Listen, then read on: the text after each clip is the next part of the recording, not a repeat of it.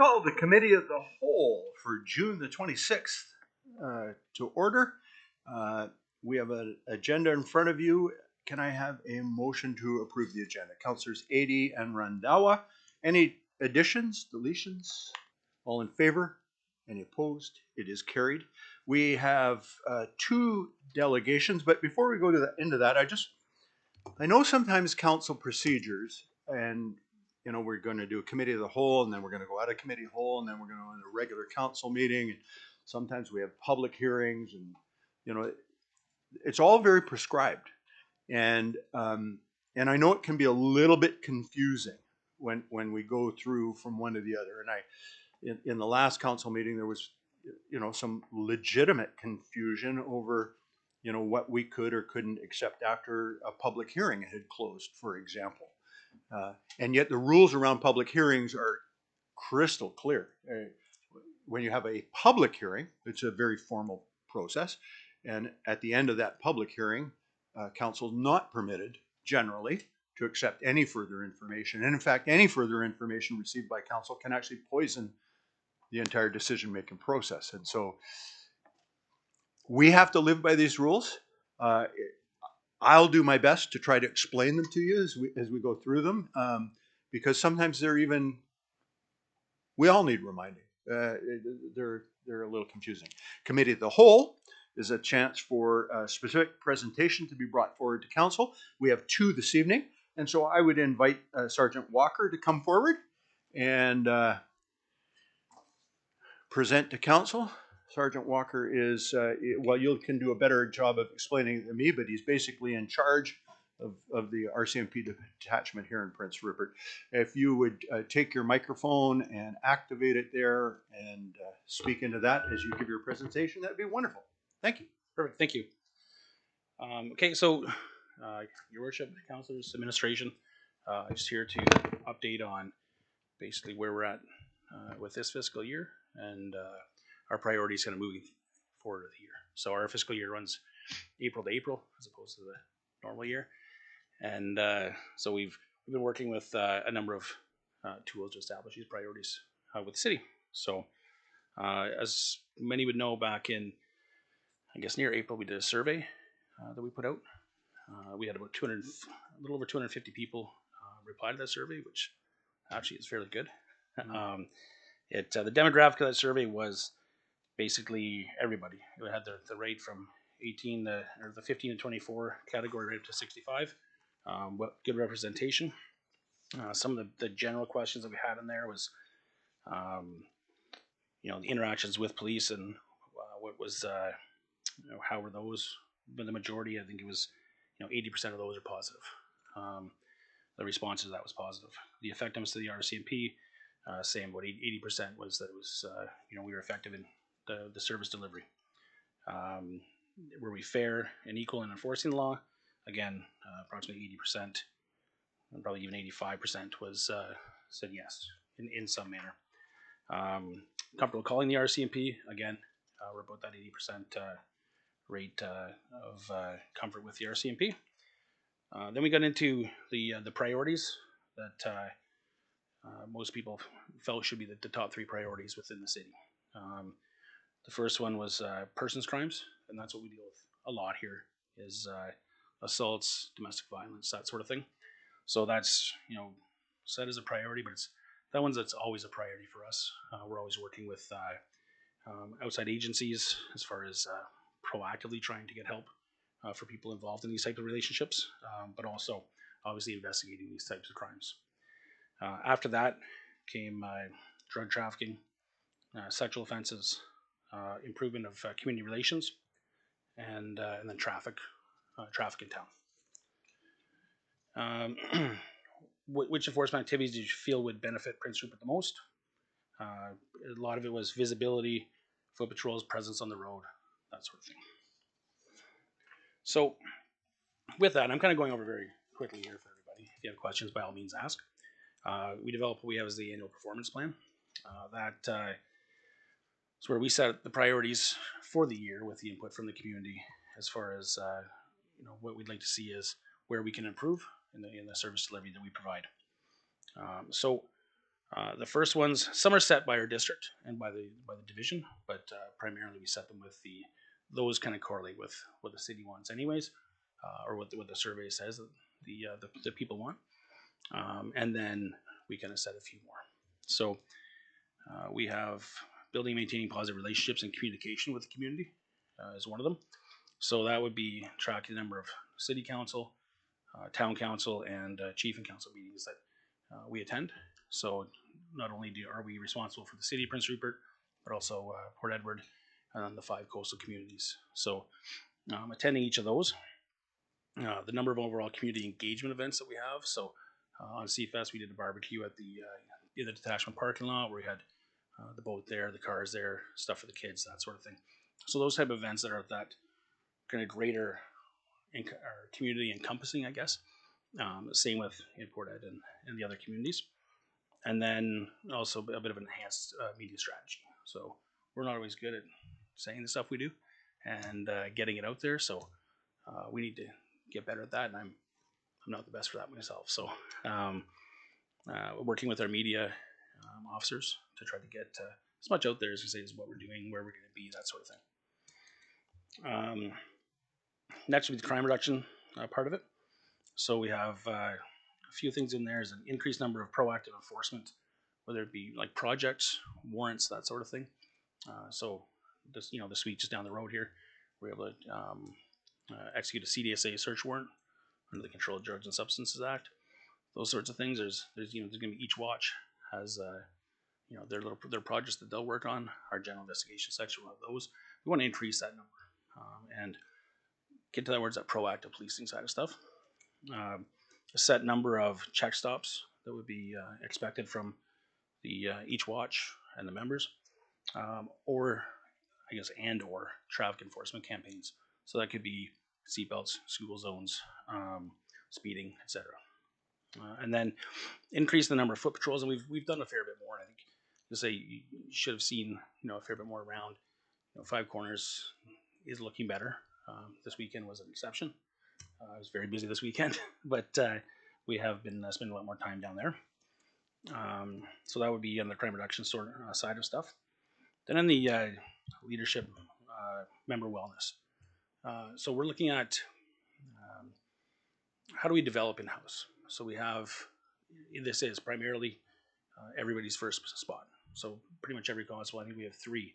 That's not their first detachment. Our corporals, primarily new corporals too. So really developmental detachment.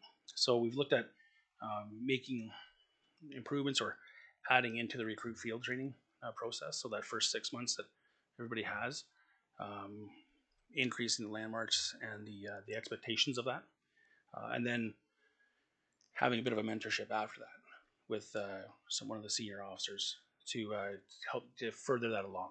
So things that are above the kind of like the national standard that's expected. So we've started implementing that and finding more things that we can do. And some of that's like working with Crown Council to improve the product that we deliver to Crown Council, things like that.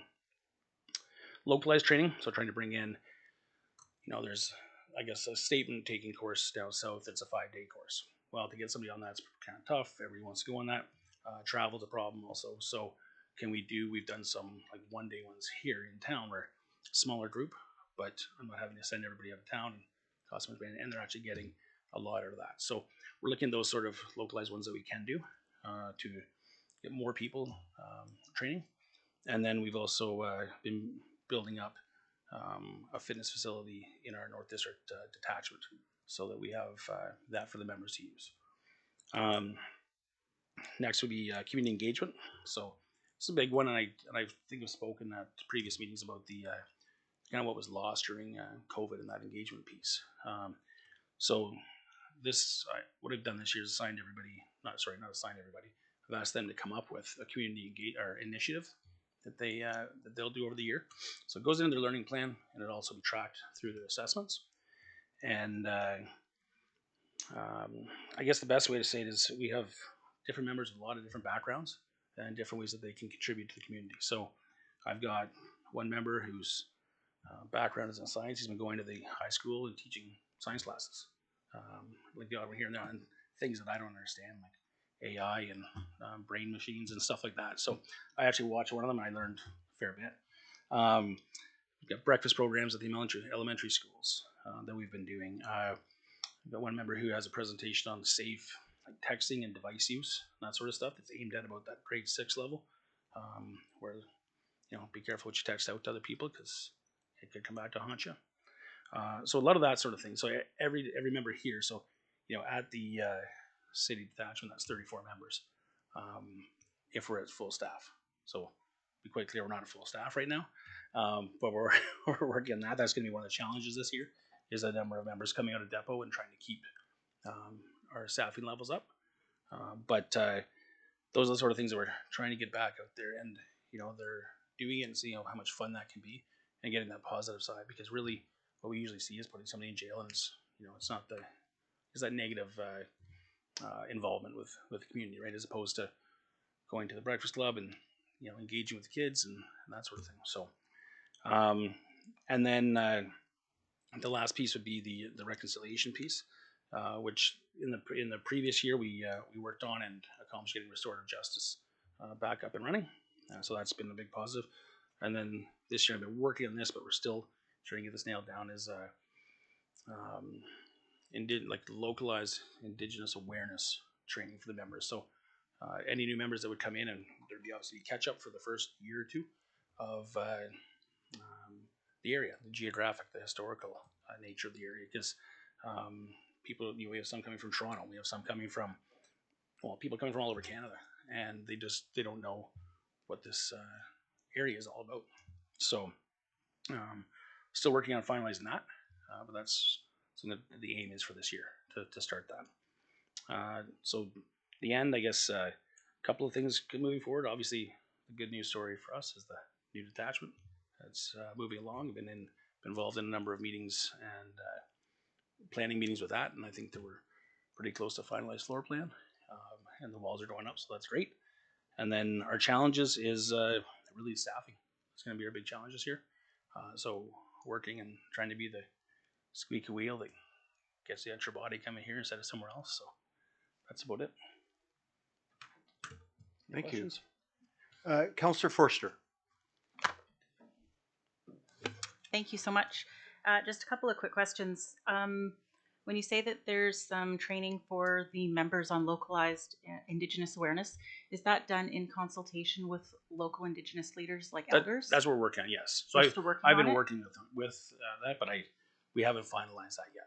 Okay. So it's not happening yet. Okay. And that's it's a goal. Yes. Okay. Yeah. Thank you. The other question, actually two more.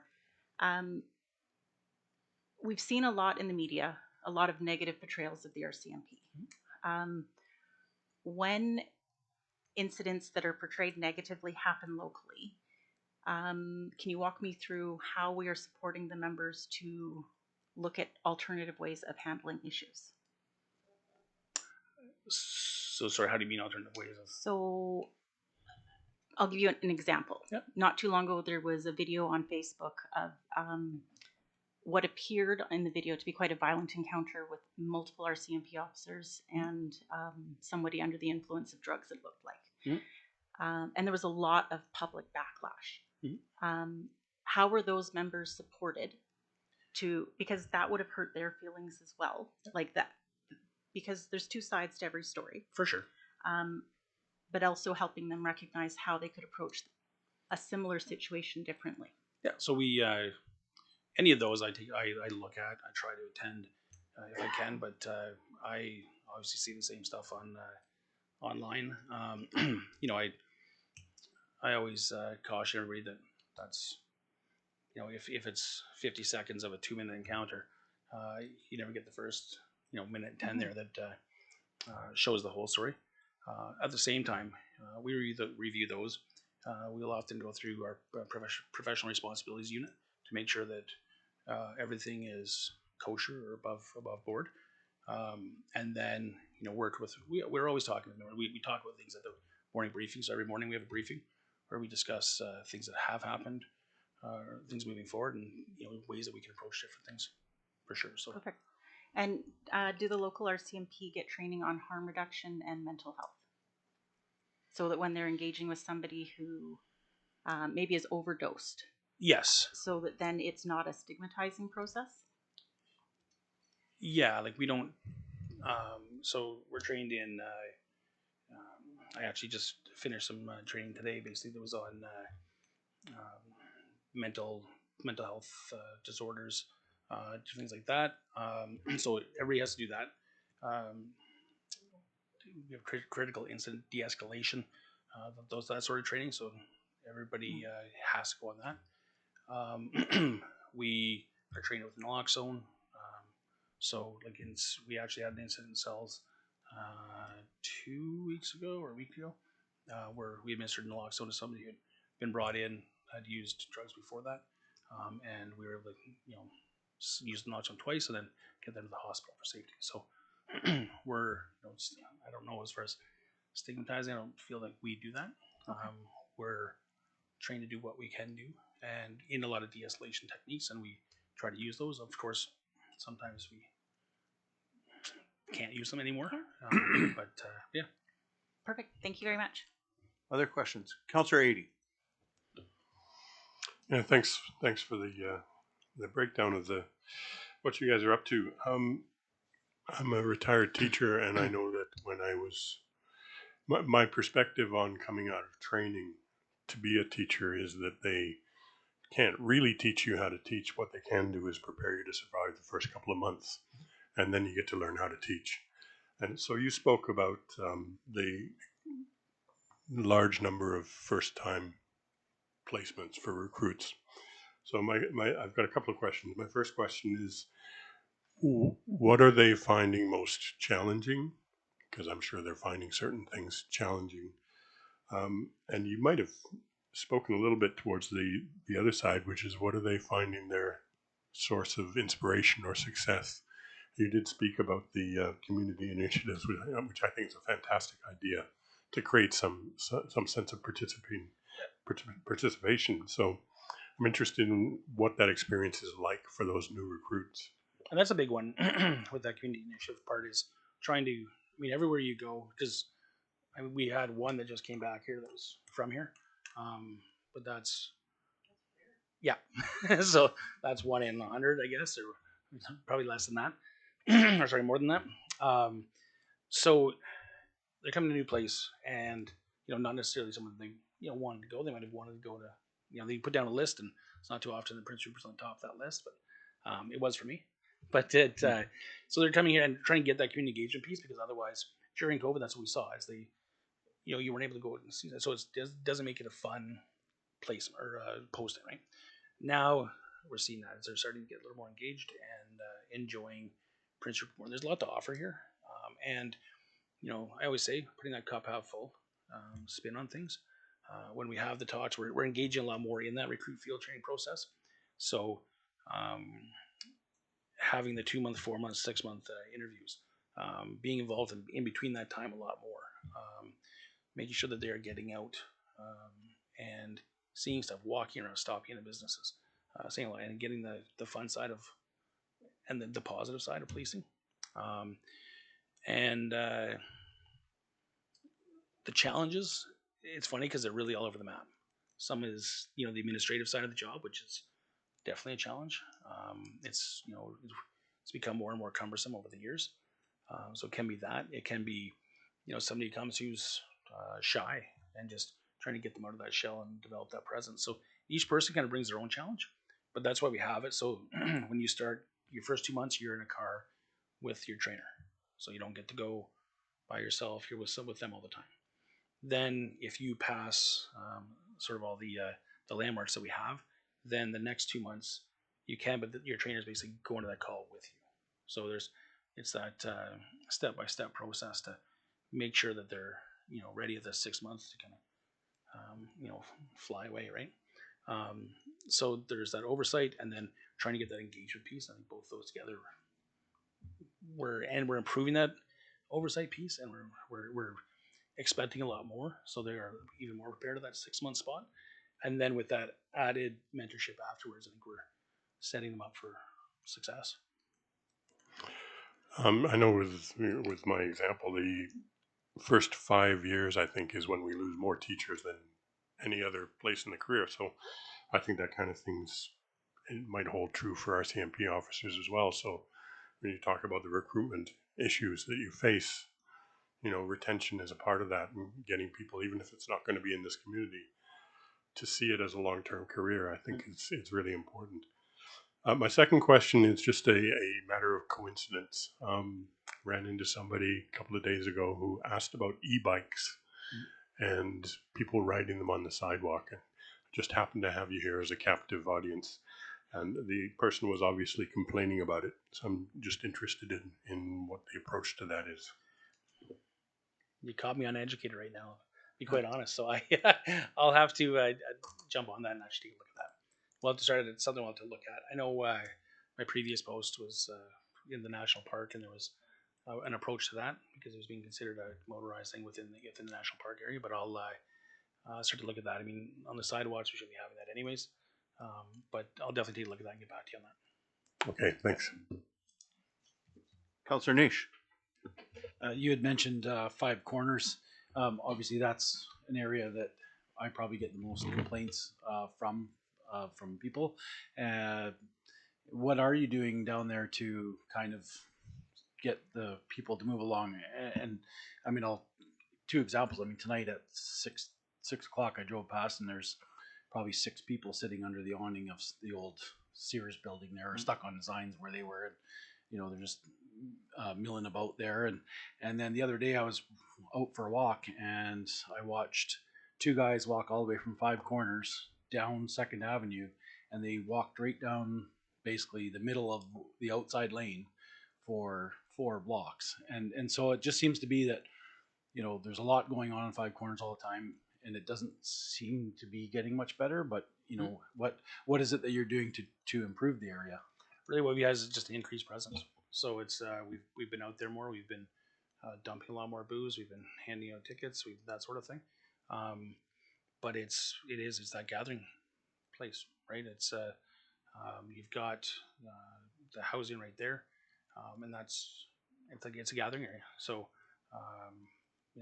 if people want to sit there, that's not really a problem, right? If they're drinking and that sort of thing, then or intoxicated, that's a problem. That's what we're trying to deal with. So it's we have been out there a lot more, and I hope people. And I've had people. I've had a lot of positive feedback on what we've done as far as it getting better. But it, like I say, this weekend was a busy one. Our cells were full most of the weekend, moving people out to get more people in. It was a busy weekend. So.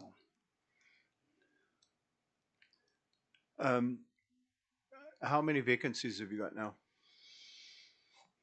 Right now we have a couple of injured members, so we have a couple of light duty ones, but we also have a couple of vacancies. I believe I believe we're at 31 for membership. We're at 28. So trying to get we had one more coming. This was coming next week, has been delayed at depot, so that'll be into August now. And then I'm working on some more because we do have some parental leaves coming up too. So I'm trying to maintain that close to that 30, as close to that 31 as we can. But right now we're about 28. Okay. Thank you. Councillor Cunningham. Are we still benefiting from the rural and marine division with help in the city, or? Yes. Yeah. So they and their overlap is on Wednesdays. So on Wednesdays, both those teams are working. They'll work sometimes in town, and we have events like Seafest, All Native Basketball Tournament. Those events, then they come into town and work those. So we have additionals. We're not using up overtime instead. And then if we have shortages, then we can work with them. We incorporate them into that. We are, on paper, we are one big detachment. So. Okay, and I have seen your members down at Five Corners. Yeah, it's like you say, unless you have somebody stationed down there all day, you're gonna have, I've seen them come and pour beer out and things like that, and then 20 minutes later, the same people are just walking across from someplace with more beer. Yes. Literally, yes. I've done it myself. So I think I think you're responding to it, but it's still a tough, tough sell down there. It is. It's a problem. It's not necessarily like there's a policing aspect to it, but it's not primarily a policing problem, right? It's a social problem, really. But you know the law enforcement side of it is ours for sure. So we are contributing, and like I say, you can definitely see that we're out there a lot more. Not only there, but in the city. That's a big thing for me is the visibility, and that's what I want to keep on with this and our proactive work on these things. Good. Thank you very much. Appreciate it. Thank you. I'll get back to you now. The next item is our own Veronica Stewart, Manager of Communications, Engagement and Social Development with the 2022 Annual Report.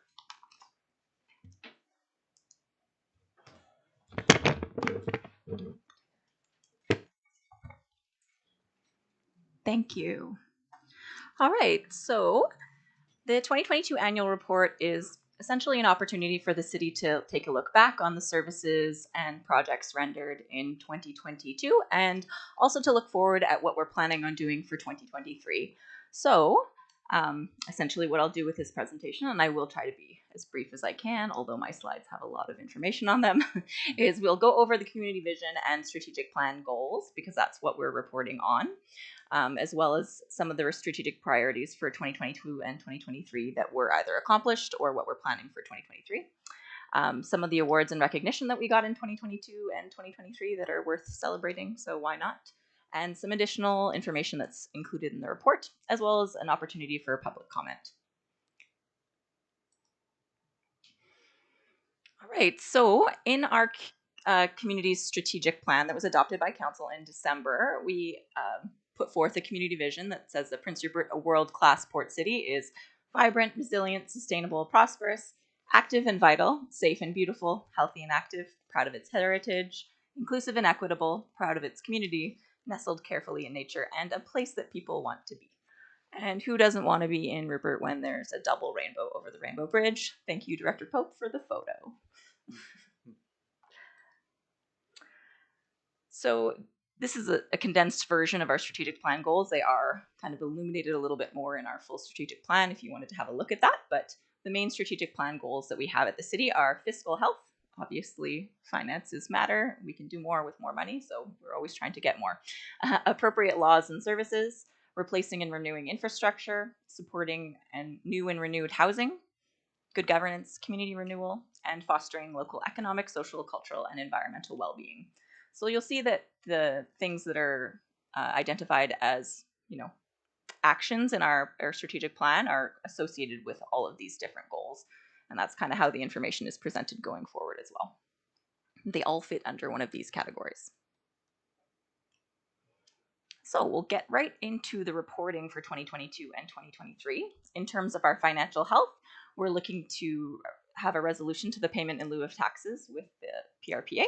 We're working towards a resource benefits agreement with the province, so that would see a portion of the revenues generated in this area coming back to Prince Rupert as well as our neighbors, and that's something that they've got in the northeast. We signed an agreement with Pattern Energy, Metlakatla, and Lac Whillams to explore renewable energy development in our area, and that's something that's ongoing. We've advocated for the province to consider impacts and mitigations for the Port Property Tax Act, which is also ongoing. And we've advocated for subsidization of our airport ferry system because that's something that's fairly unique, well, actually very unique to Prince Rupert, and it's a major subsidy that we provide to that transportation system. So under our second goal is appropriate laws and services. So we, as part of that objective, we've developed the transportation plan. So that will be completed by the end of 2023. We've also worked on initiating a bylaw enforcement strategy, and we had an adjudication process updated in 2023 this year, which began in 2022. We're exploring the potential transfer of the landfill to the regional district, which is an ongoing process. And we're continuing to encourage and review and amendments to the federal medical cannabis legislation, which is an ongoing process. So this is a big one. As you'll see, there's a lot more listed under this goals, replacing and renewing our infrastructure. So that's been a major goal of this council over the last, probably decade. So one major thing is our infrastructure replacement strategy to replace priority 26 kilometers of water and sewer. There was partial funding obtained in 2023. I can tell you that there was a lot of work that went into it as well in 2022, and works are going to start in 2023 to 2026. So the other project, which Jerry mentioned, is the RCMP detachment replacement. So ground was broken in 2022, and we anticipate that it will be complete in 2024. We've also continued work on implementing water treatment, looking at different options to provide that service, and that's an ongoing project. We're also looking at developing a new fire hall eventually, which is obviously subject to funding and priority review. But there was some early design work initiated in 2022, and it's an ongoing project. And then last, we have our sanitary and sewer treatment project. So we've applied for funding for a number of grants to do a project in the Ominika area that would service about 100 homes there. And so we're waiting on the funding announcement for that. But pending a positive decision, we anticipate beginning construction this year. So for those of you that aren't aware of what that project is, it's looking at more of a wetland treatment system, so it's an environmentally friendly option as compared to having a bunch of concrete treatment systems on the waterfront. So it's a pretty positive project. So one of our other goals is community renewal. So one thing that we need in order to actually renew the community is have a bit of a plan to do so, and so that's why we initiated our Parks and Open Space plan last year, and it's going to be completed in 2023. We're also working to continue the waterfront development, so a potential ferry dock location at the kind of Quinitza area, and the design process for that is currently ongoing. Some of you may have attended the Seal Cove Community Park opening last year, so that opened in 2022. That was a project with the Port of Prince Rupert, who primarily funded the project as part of their habitat restoration. We are also working on a public realm / streetscape plan, which we achieved some grant funding for in 2022, and we're going to have designs proceeding in 2023. We've been continuing to work with Tourism Prince Rupert on Mariners Park with a bit of a redesign to try to get it to be a bit more of a destination. So we've been supporting them as well with their grant writing initiatives. Unfortunately, we haven't been successful in obtaining those grants. There's actually a report in council's hands probably at this agenda about that. But we will still be continuing to work with them on achieving some funding, and they're working on doing a community survey that's out right now. So if you haven't had a chance, check out tourism's website and you can take the survey on Mariners Park. We are also continuing to work with community partners to support the renewal of Odd Eidsvik Park. So although those funds are potentially delayed to next year, we are still looking at seeking grant funds to do the project in 2024. The Eat Street Washroom project was complete in 2022. We also initiated interim parking strategy and parking specified area in 2022, and it is hopefully to be complete in 2023. I believe one of the readings of the parking specified area bylaw is today. One of the goals of council as well was to develop a placemaking plan that is currently on hold due to capacity constraints. And finally, we've seen the continued renewal of the CN station, which says it's complete in 2023, but anybody who's gone down to the waterfront will now know that Wheelhouse is open at the CN station at the waterfront. So that's a positive development. Many years coming. All right. So the next goal is good governance. Council is looking to adopt a code of conduct policy, which is planned to be complete in 2023. We completed a cooperation agreement with Port Ed that started in 2022 and was finished in 2023. We've adopted our strategic plan, which is what we're reporting out on. So that's evidence of that. We've updated a fire service agreement, which we're working on again with Port Edward for 2023. And we did some updating to our council procedure bylaw. And also we've been working with area First Nations to develop prosperity agreements. We updated our public notice bylaw, and we're doing a bit of a comprehensive review of city policies. Housing. So this again is another major goal for council. Council adopted an interim housing strategy, and so that implemented the waiver of fees, adoption of a revitalization tax exemption bylaw. And so some of that work is still ongoing, but some of it has also been completed. Another item was to dispose of city lands. Some of it was disposed to Prince Rupert Legacy Inc. for multifamily housing, and also some single family lots were placed for sale with the purpose of accelerating housing. We've also established a peat dump site to support redevelopment, given Prince Rupert has some known terrain challenges. So that's been complete and the site has been identified. There's been a housing needs assessment completed, and we're working now on developing a comprehensive housing strategy and action plan for 2023. Alongside some of these planning aspects and putting lots on the market, we've also had 2 applications to the Federal Rapid Housing Initiative that have come before council to meet severe housing needs in the community, and those have been finished this year.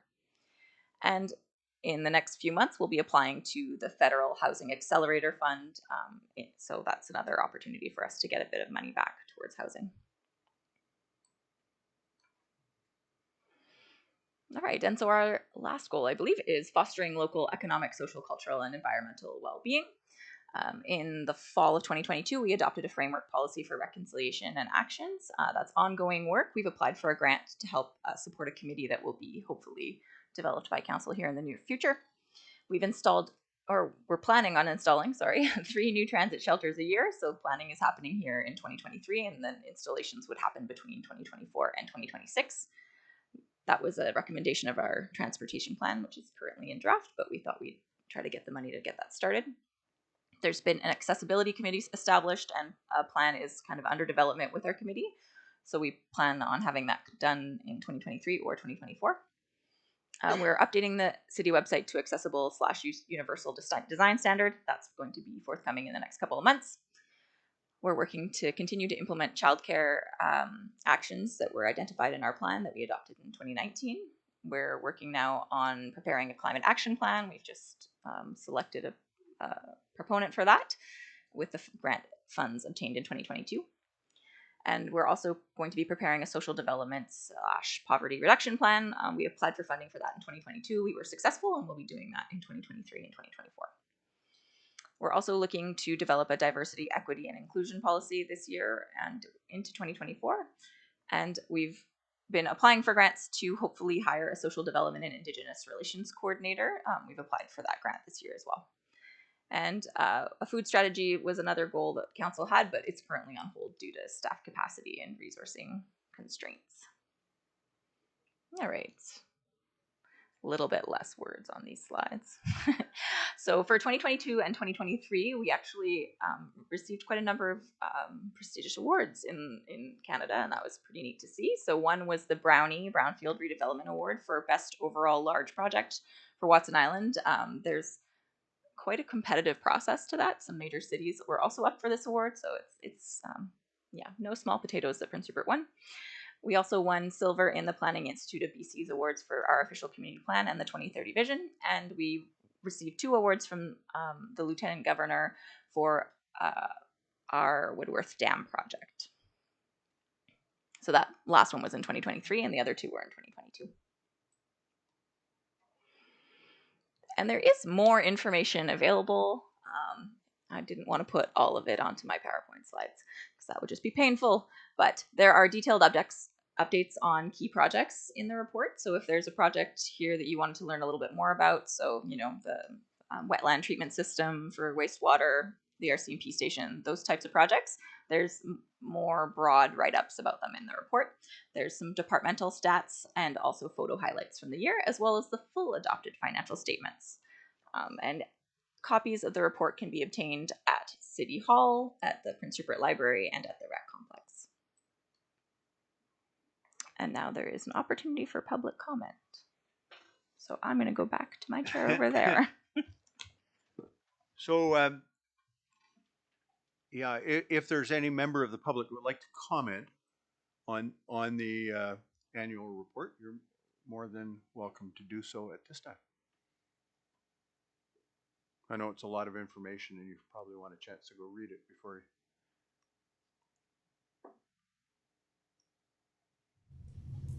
I'll ask a second time.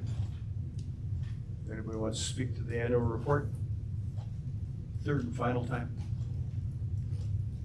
Hearing none, we will move on. And there is a time for questions, inquiries from members of council. Did you have any questions with regard to Excuse me, yes? Mr. Mayor. We will need a resolution of council to adopt the annual report, Thank which we will ratify at the regular meeting. Thank you very much. Welcome. So I'll entertain a motion, first of all. Councillor Cunningham, Councillor Skelton Morgan. Again, this is to approve it, to put it forward to the regular meeting, all right? But any questions or comments around the annual report? I mean, you lived it.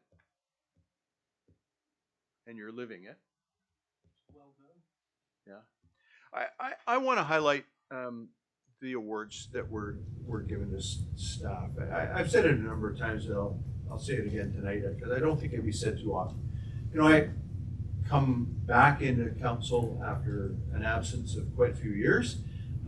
Lots has changed. There's been lots of progress made. Many of the people that sit here at the table were part of those changes.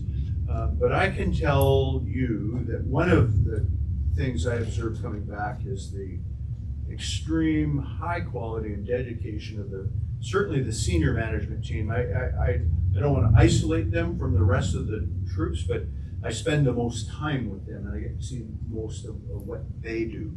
And the 4 senior managers working in this building are, I say it over and over, Prince Rupert born and raised, products of the public school system here in Prince Rupert. And they're achieving national awards. Their work is being recognized, not even just provincially, but on the Canadian stage. And lots of communities would kill to attract them away. It's a good thing that most of them have family here. That sort of forms a little bit of an anchor. It's our competitive advantage, but I know that conversation generally in coffee shops isn't that positive, but I tell you, we would not be achieving the things we're achieving if it wasn't for the team that's been assembled here. And Dr. Buchan has a lot to do with all that's happened, and that was a hire that was done by the previous council that this council inherited. So I want to acknowledge that. With that, if there's no other comments or questions. Excuse me, you will need to vote on that resolution. Oh, I need to vote. Thank you. Mr. Mayor. All right. It's a good thing she's there, right? That's one of the 4 people I mentioned. All right. All in favor? Any opposed? It is carried. I'd entertain a motion to adjourn to the regular council meeting. Councillors Niche and Councillors Skelton Morvan. All in favor? Carried. We will now call the regular council meeting to order. There is one late item that I want to introduce with your permission, and I'm going to bend the rules a little bit. I just want you to know, and you can stop me, right? That's what councils get to do. But given that we're not meeting until the end of July, we go into our summer schedule. A letter was received. It technically doesn't qualify as an emergency, but I think it's appropriate that we deal with it, and that has to do with the adult swim. And it came. There's been other correspondence, but specifically, I'm talking about the letter that came from Rasmussen. Jasper Rasmussen. Thank you. And so I would like that included in our correspondence package. It would go in under correspondence C and then item 9. Any objection from council? All right. Then with that. Excuse me, Mr. Mayor, could you also add the endorsement of the committee of the whole resolution? Oh. Thank you. Yeah, and where would that fall? At the very end of the reports. Thank you very much. 6H. We don't. Thank you. 6H. So it would be I? Is that correct? H.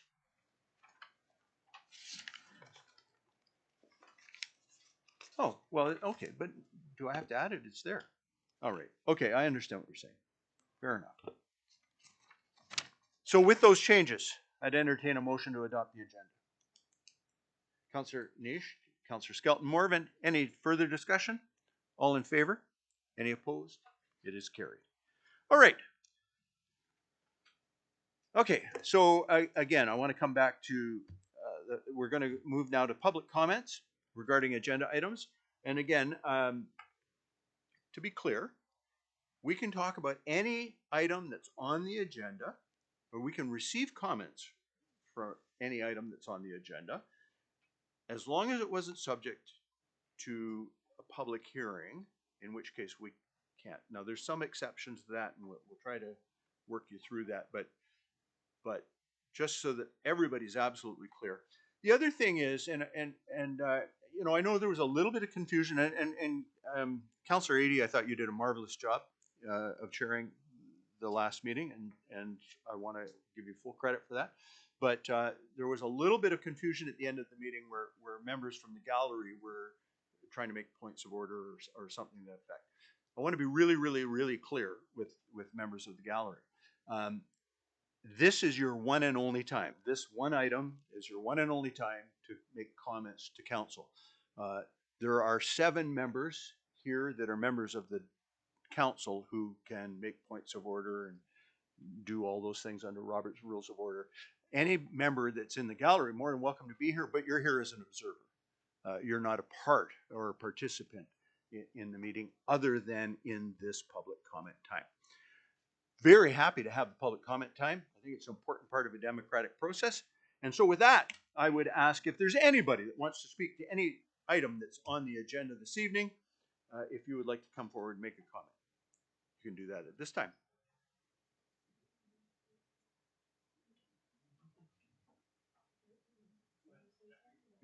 You're more than welcome to come forward. It's a safe, friendly room.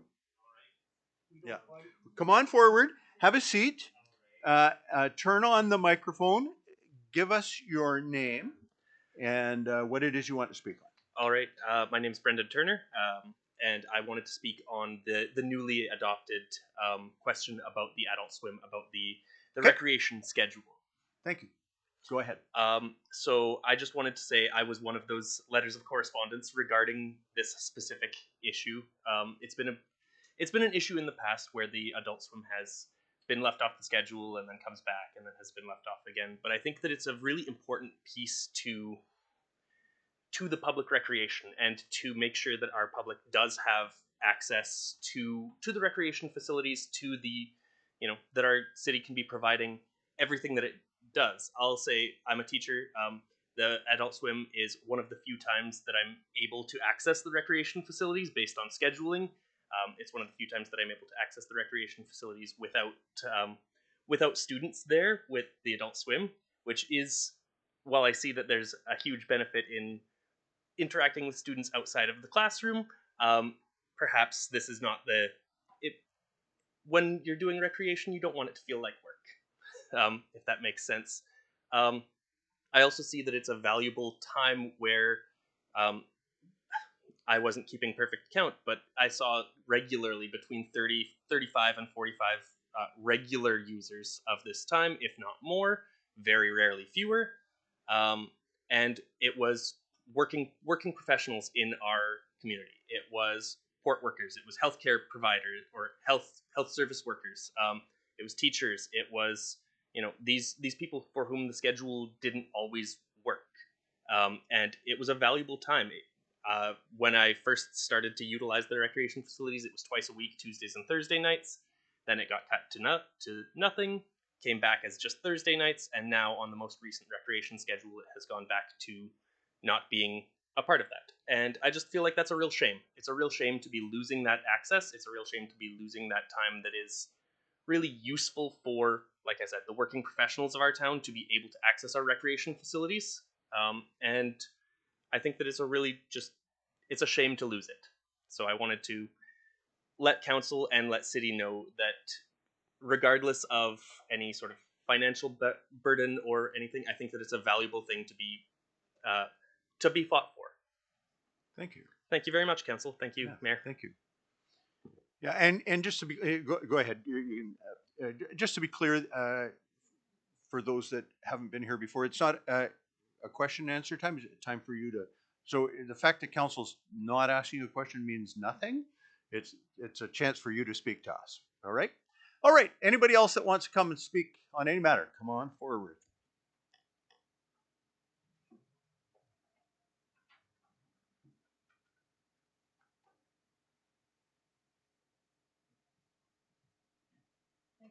You need to turn it on. Just on the button. Yep. Yep. And just introduce yourself. Thank you very much. Dawn Quast. I think you all know why I'm here, but I'd really like to talk about swimming too, but I won't. I obviously sent my letters to the wrong people. Now I've learned today, I learned lessons from Jennifer Rice about who to complain to. I just have a question about, is it 6C? Yes, 6C, which is the development variance permit for 1300 Hayes Cove Avenue. Yep. It was our understanding at the last meeting that this was passed by the council. So is there going to be brought back to be discussed, and what's happening with that? Because it was passed, and we were very upset that it was passed because you thought there was no people had complained or anything about it, and it's because we didn't know about it, et cetera, et cetera. Okay, so I'm going to respond in this circumstance because you're really asking about a process question here, right? And you want to understand what's coming up. As we discussed when I was over viewing the properties, this is coming back to council for reconsideration. It could be passed tonight, it could not be passed tonight, but the decision is in front of council this evening. Yes. So what happened before and what was recorded saying that you had approved of this variance, is that being rescinded? And then you're going to look at it again? We're not actually going through a rescinding process, but we're looking at the matter afresh tonight. Okay, that's given all. And given the fact that the reason for doing that, as you're well aware, but others may not be, was it would appear that the notification process failed. Without a proper notification process, hard for council to make it the right, fully informed decision. So pause, back up. Notification's complete. Now we're here again. Okay? Yep. Thank you very much. Good. Thank you. And council has received your correspondence. I would just add. Is there anyone else that would like to come speak to council?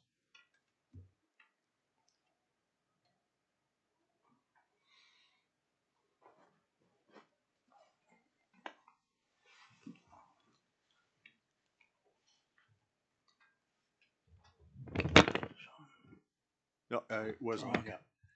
Hello, my name is Terry Saka, taxpayer Prince Rupert, Mr. Mayor, Council.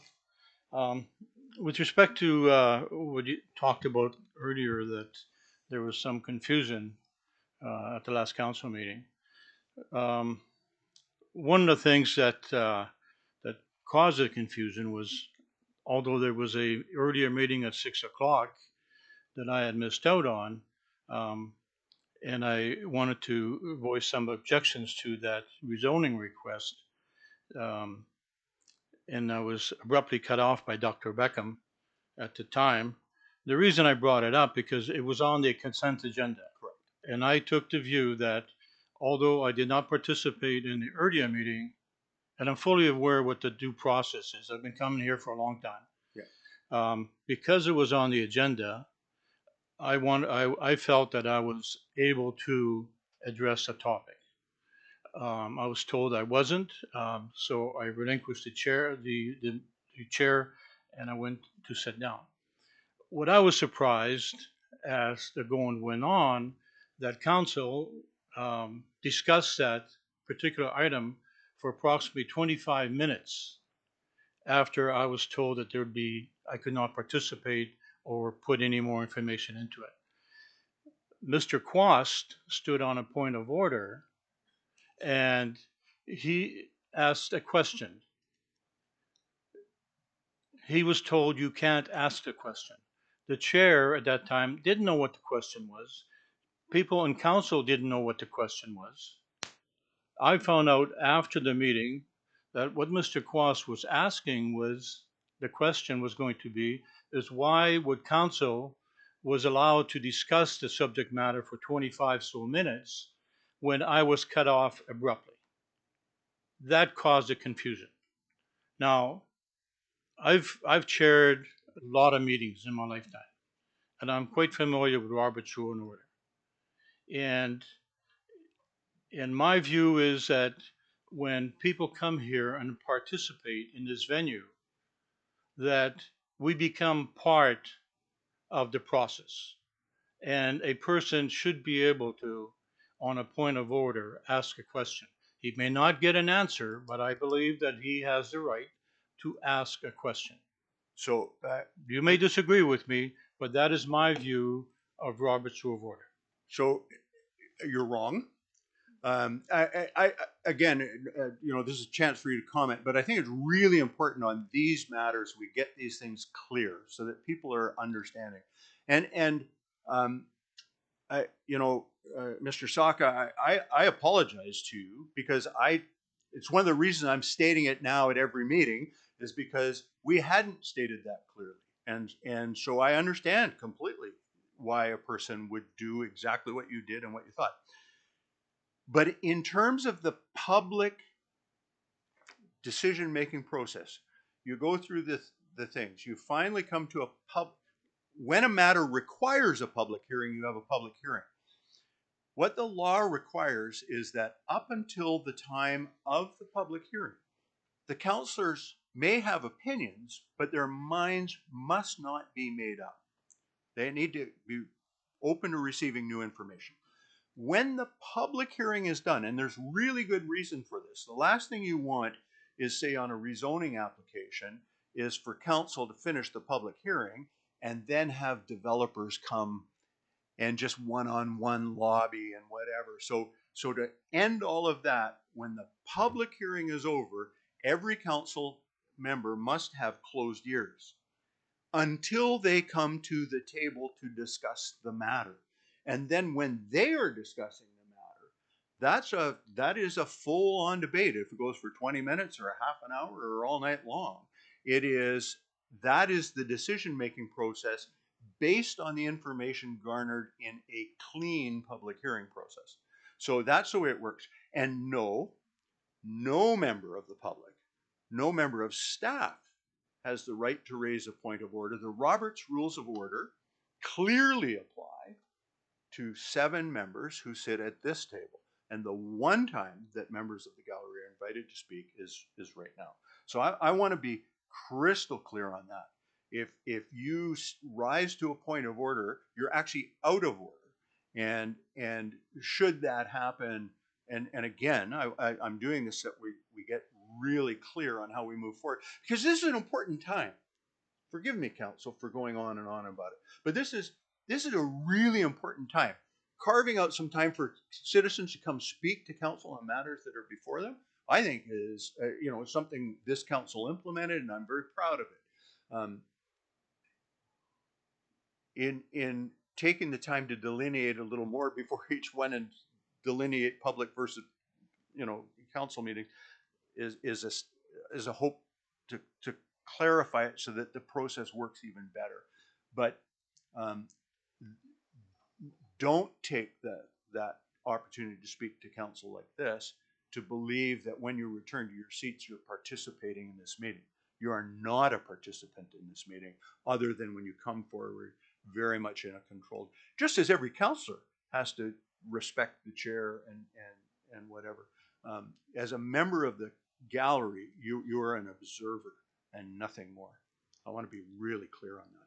Well, we could agree to disagree. Well, there's no disagreeing. Well, the law is clear. Go get a lawyer. Go find out. The law is crystal clear. The fact of the matter was that if that subject matter had not been on the consent agenda, then I would agree with you 100%. but it was on the consent agenda. And Through I- error or whatever, it was on the consent agenda. Uh, So therefore, it opens it up for, Can't. It can't. It would be illegal. So let's keep moving because Okay. you're actually not talking to anything that's on the tonight's agenda. so I have a number of questions.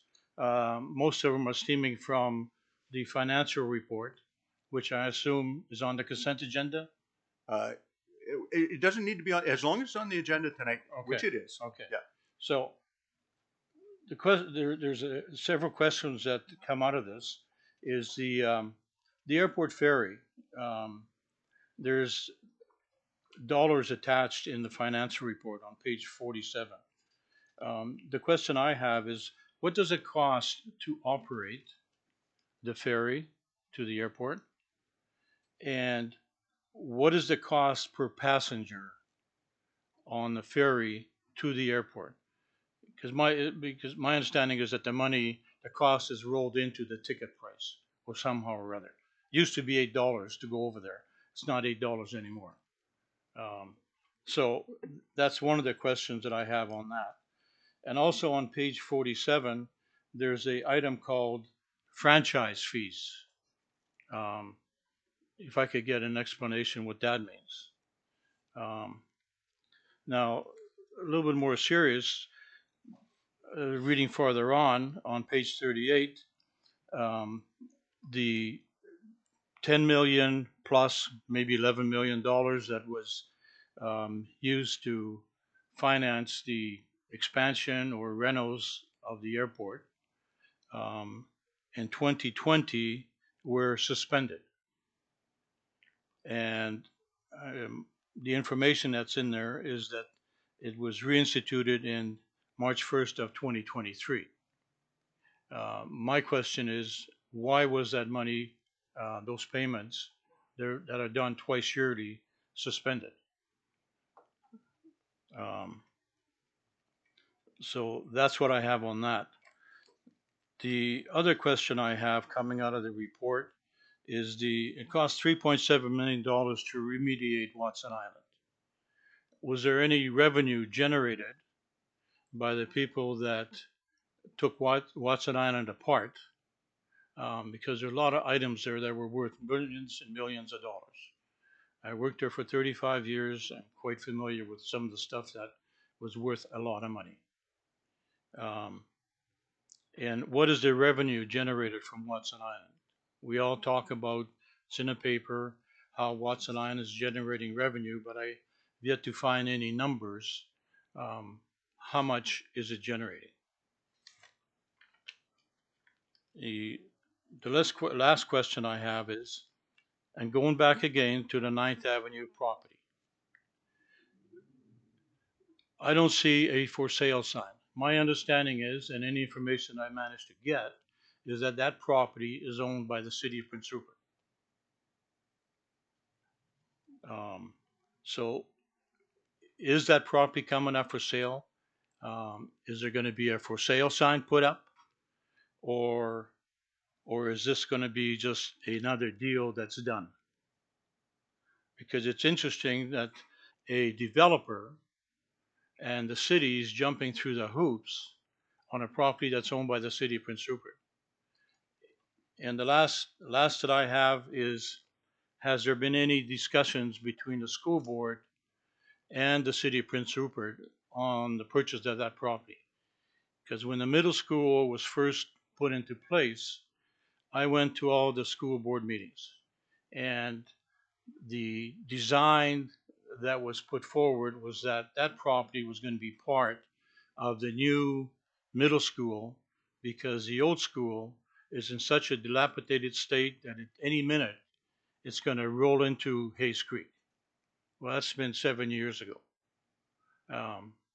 And I drive by that property. I golf quite a bit, and I drive by that property, and that parking lot is full all the time. If you had gone down there this weekend, there was motorhomes, trailers, you name it, in the property behind where eventually, hopefully, it's going to become a middle school. So that's the questions I have. Thank you very much. Thank you. Only because it refers to process, I'll talk about land sales. There's a very clear legal process on the sale of land. And the city's required to advertise very clearly when it intends to dispose of a piece of property. And there's a process for that. It's a legal process, and the city complies with that legal process, always. Well, Mr. Mayor, I would hope so, but what I find strange that is not happening. It is, always. Well, I don't see a for sale sign there. What I see, It doesn't need a first, let's be really, really clear. Okay, I'm not gonna go back and forth with you, Mr. Saka. There is a very clear legal process by which the city is required to post notice that a piece of property, it intends to dispose of a piece of property. And that's what the city does. It doesn't necessarily put a for sale sign on it. It doesn't, but it will advertise that piece of property, we intend to dispose of it, and it gives the public a chance to make comment, and that's the process. But we don't necessarily put for sale signs on things. So just so we're clear. okay, we'll see. All right. Thank you very much. Is there anybody else that would like to come on forward?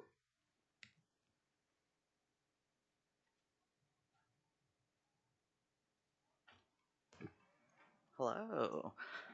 So I am the Jasper. Can everybody hear me? Yeah. Yeah. Who put forward the letter. So thank you very much for adding it to the agenda today. I just wanted to take a moment to speak to the Adult Swim and how important it is, I think, to the community. I'm a mental health and substance use clinician at Northern Health, so I deal with a lot of folks who are struggling with their mental health. And the Adult Swim is an opportunity for a lot of people to engage in recreation, to go to the sauna, to go to the steam room without the presence of youth or children. And I think it is a really important kind of service for the community to have access to. There are a bunch of folks in community who have therapeutic passes who need access to recreation spaces, and the Adult Swim provides that opportunity outside of your typical 9 to 5 work schedule. There's a lot of shift workers in this town, be it at the port or be it at the hospital. And so to have that later time for people to go to the pool and just, chillax, it's really lovely. And I think a major frustration in this kind of new scheduling process is a lack of community consultation. So previously, when the Adult Swim was taken off, there had been some talk of there being a consultation process. However, that was only taken with the pass members, so people who have, I believe, annual passes. And that, unfortunately, I don't think is representative of the majority of the users of the recreational facilities. In a lot of ways, unless you can make it to the pool, I think it's like 5 times a week. It's not necessarily financially helpful to have an annual pass or even a monthly pass. And especially if the Adult Swim is getting taken away from that, then you have less recreational opportunities. So part of this is a hope for, I think, community consultation when talking about the scheduling. I think also there's an aspect of transparency in terms of why this swim is being taken off. There's another swim that I kind of spoke to in my letter, the Deepwater Aquafit, which is usually on Thursdays, which has also been taken away in the latest update of the schedule. And again, that's an opportunity for folks with limited mobility, with arthritis, or who just want to engage in recreational activities that now has been eliminated. So there is only one Aquafit class, again, outside of the 9 to 5 schedule. The others are, I think, at 9:30 or something during the day. So I think we just wanted to bring this forward as an issue that we care about a lot. It sounds silly to say, but it is honestly one of the reasons why I chose to move to Prince Rupert, is that there was twice weekly recreational opportunity that I could engage in. I have a chronic health condition. I need to do low impact sports or move my body, and this was something that I could engage in twice a week. There weren't youth, there weren't kids. I felt safe going there, and now it's gone, and I don't necessarily have access to the recreational facilities anymore, and that's. I mean, it's disappointing. It's been a week and a half, and I'm missing it already. So thank you for taking the time to talk about this today. And yeah, hopefully we get to hear what Thank the you. thoughts are. Thank you. Is there anyone else that would like to come speak to council on any matter that's on the agenda?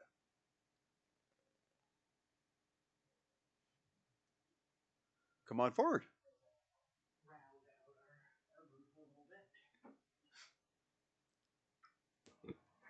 So I'm James. I'm actually a nurse in town. I'd like to speak to the pool scheduling issue just a little bit more. I work until 7:30 at night every day that I work, and the pool is actually a really important way for me to decompress after some very hectic shifts, and especially with the adult swim where it's just little lower stimulation, not as much going on. Sometimes there's fun stuff and loud stuff going on, but it's still a little more settled than during a lot of the public swims. And so it is a really big part of me being able to continue to do my job in a way that helps my clients and helps me still do my job and live my own life.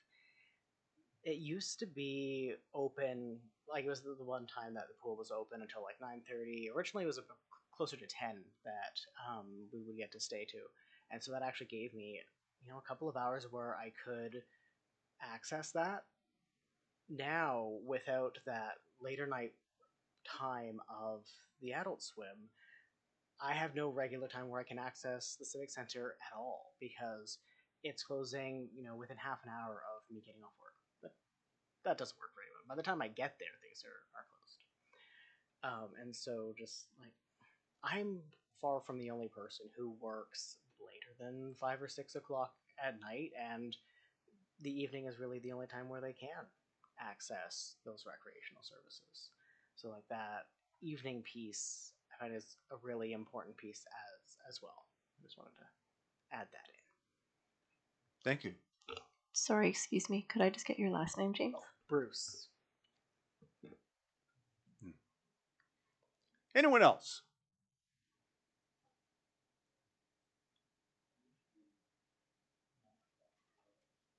Call a second time. And a third time. We'll move on. Thank you very much, everyone. All right. By 8:30, all the kids will There is the consent agenda in front of you. I'll entertain first of all a motion to approve the consent agenda. Councillor Adey, Councillor Skelton Morgan. Any things you want to deal with within the consent agenda? Councillor Forster. Thank you, Mr. Mayor. I wondered if we could discuss, being that we've heard from a few members of the public about the pool, and maybe hear if there is a rationale for why we have removed that before I add any other questions or motion. All right. I'll turn to the corporate administrator, Director Miller. Thank you, Mr. Mayor. So I'll speak first with respect to the adult-only swim. Until receiving the letter today and the comments, I was only aware of 1 or 2 people that had any questions with respect to the schedule, so I do appreciate hearing the feedback. The swim is adjusted to accommodate the busier schedule that we have in the summer and the amount of lifeguards that we have. There are certain requirements within the Life Saving Society of how many guards you can have on, dependent on the number of people. The minute you go past 45, it jumps significantly.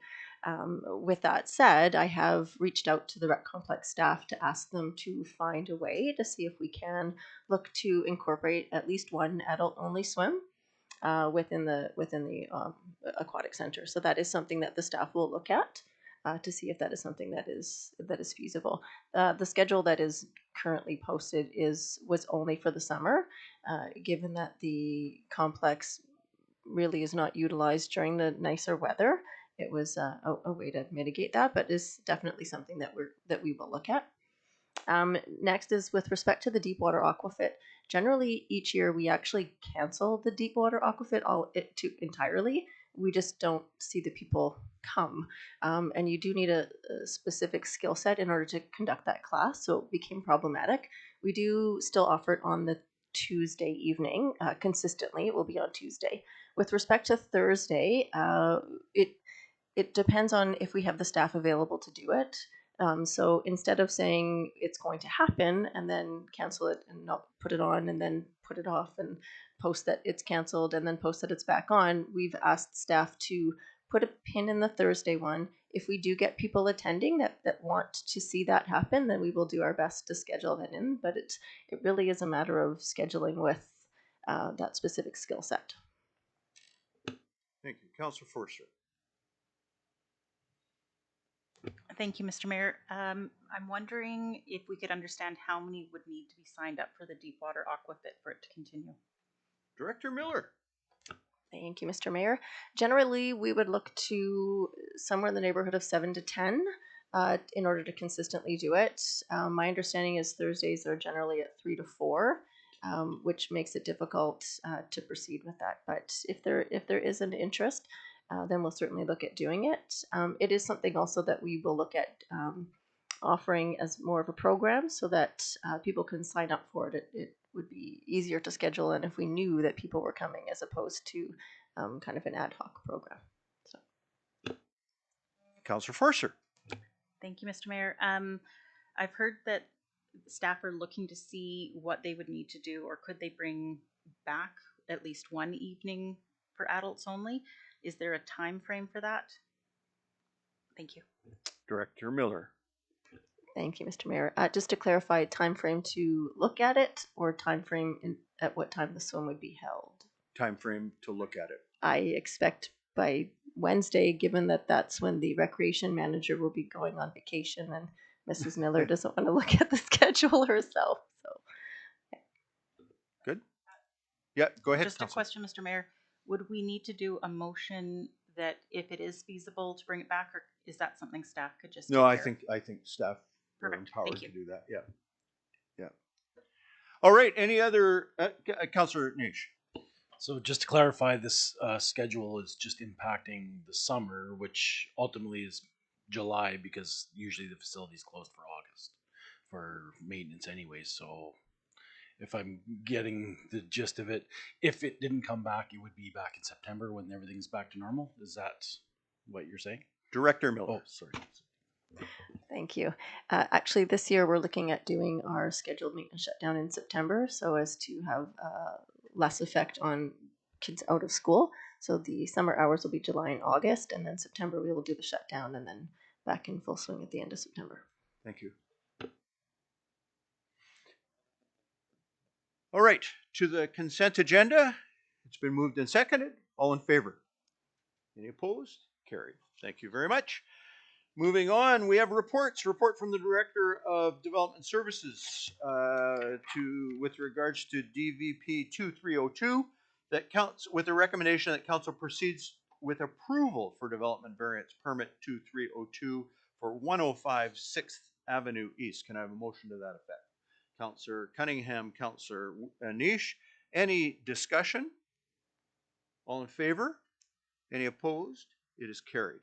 We have a report from the Director of Development Services, DVP 2304, with the recommendation that Council proceeds with approval of Development Variance Permit 2304 for 630 Sherbrooke Avenue. Can I have a motion to that effect? Councillor Randhawa, Councillor Adey. Any discussion? Councillor Adey. Maybe just a little bit of background, given that this proposal traveled from a recommendation not to proceed to now being recommended to proceed. I'm just wondering if we could get a bit of a narrative of how we got there. Sure. I appreciate you raising the question because I actually wanted to compliment staff. This was a situation where council said, whoa, go look at it. I think you might change your mind. Director Pope. Thank you, Mr. Mayor. So originally we had received comments. Can you pull your mic down just a little bit more? Just perfect. Originally we had received comments internally from our referrals process that was a recommendation against it due to the way that the proposed development would encroach into a road designation. When we brought it forward for the first time to council, with a recommendation to denial based on those comments. Council redirected staff to review and whether, specifically whether we would be developing that roadway anytime in the near future.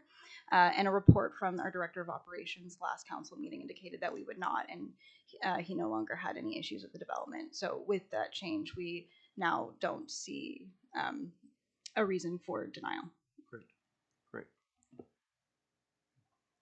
All in favor? Any opposed? It is carried.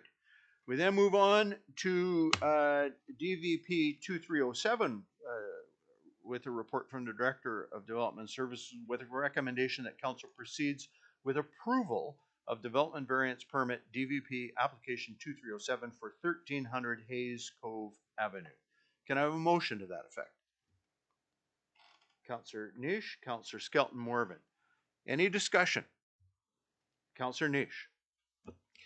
Just one question that was raised in some correspondence. I haven't been on the site specifically, but from my understanding, there's a fairly big bank behind the houses on 11th Avenue. And so the question that was posed is the building, top of the building lower than the ground, or is it the ground height? Like what level is the ground height in comparison to the homes on 11th Avenue is my question. Director Pope. Thank you, Mr. Mayor. The ground height is, based on our data, 4 meters lower than 11th Avenue. So the building itself would not sit below that ledge, but it would be 4 meters lower than if it was in line with the development. So the proposed variance of 4 meters is essentially it's 4 meters lower at the base. So the variance would set it as if it were the height with level. If I can, because I spent a fair bit of time on it today, sketching it out. And I would suggest that a profile, and council, just if you'll permit me just to kind of clarify on this. You've got according to the report, you've got a 46 meter height of the properties, the subject properties on 11th. You have a 42 meter height of where the building would be located. So 4 meters. But the building is 14 meters. So it will project 10 meters above the not above the base, above the property on 11th Avenue. So 10 meters is 30 some odd feet.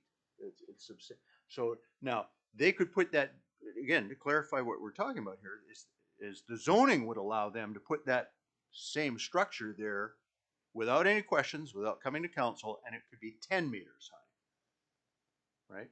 And so what Director Pope is saying, we're adding 4 meters, but the building sits 4 meters lower but are you clear? I actually drew it out, and I hate to show it in public to anybody, but standing at ground level on the 11th Avenue properties, you would see, if built within what the current zoning allows, you would see 6 meters of building in front of you. 4 of it would be below you. 6 meters would be above you.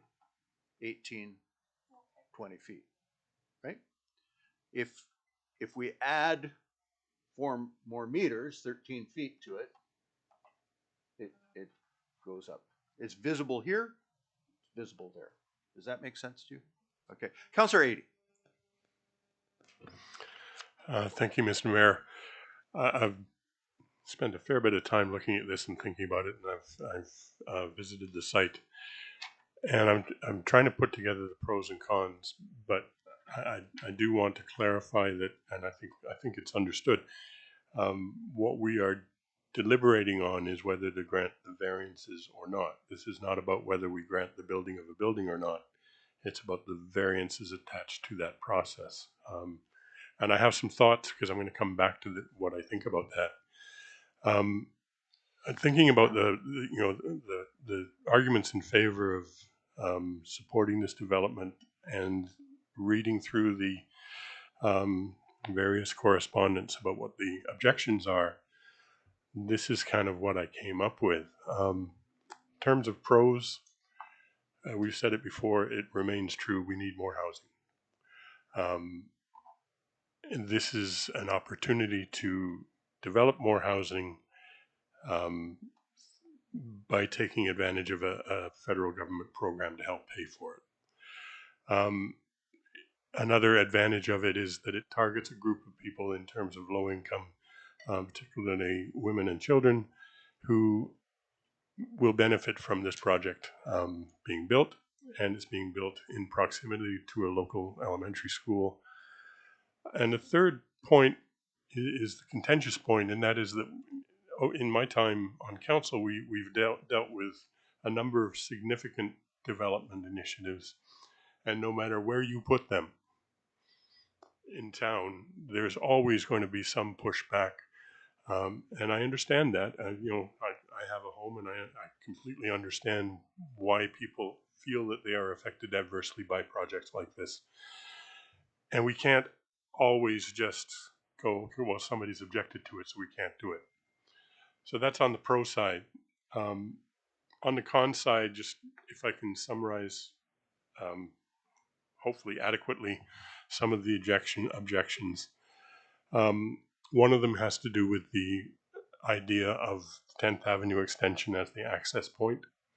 And I'm not clear on whether that part of the project is rolled into the grant monies that we're looking for, or whether that becomes a separate cost item, which we would bear. There was some question around the sequence of construction, whether the road would be built before the building would be built. There are questions around congestion and parking, and particularly noting that one of the letters came from the school board, safety with respect to the proximity of the school and how busy it gets at drop-off and pickup time. And a point about emergency responders and how challenging that particular street can be, as it is for access for large vehicles like fire trucks and so on. So proposed street access through 10th Avenue is one point. Second point was proximity to the property line, affecting in particular 3 houses.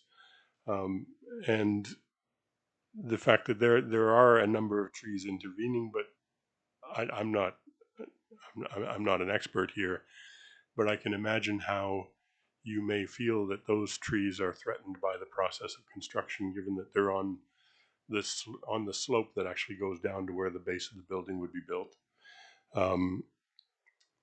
The height variance that you've just, with incredible clarity, described for us, Mayor, 10 meters visible in close proximity to the property line, I think is inescapable. I mean, there is an impact there. We have to appreciate that. And, people in the higher, the top 2 floors are going to be looking down out of their windows. So I accept that at face value, that that's an adverse impact. I think that has to be part of our conclusion. Accessibility challenges, given the nature of the property. People are walking from that building to go to Maverick Mart, which would be a fairly frequent travel route. Does that mean they're going to be creating a path through existing properties? I would think that if this was to go ahead to the landscaping phase, a designed pathway to prevent that would need to be part of the plan. Accessibility in terms of wheelchairs, people pushing baby carriages, shopping carts, like heavy shopping bags and so on. And the last piece in terms of the objections was something I didn't know. I appreciate the piece of history, and that is that many decades ago, the city was asked about an interest in purchasing those lots, and the response was that 10th Avenue would not be extended. Now, I don't know when never ends, but maybe never has ended in this point. I appreciate that never is a word that should never be applied to civic processes. A long time would be good. But, so that assurance of that green space being permanent was made, all of which leads, in my view, to the central problem with this proposal, and that is the process. And you alluded to it that one way or another, the notification process went awry. And so that's, I think, created a lot of the controversy here.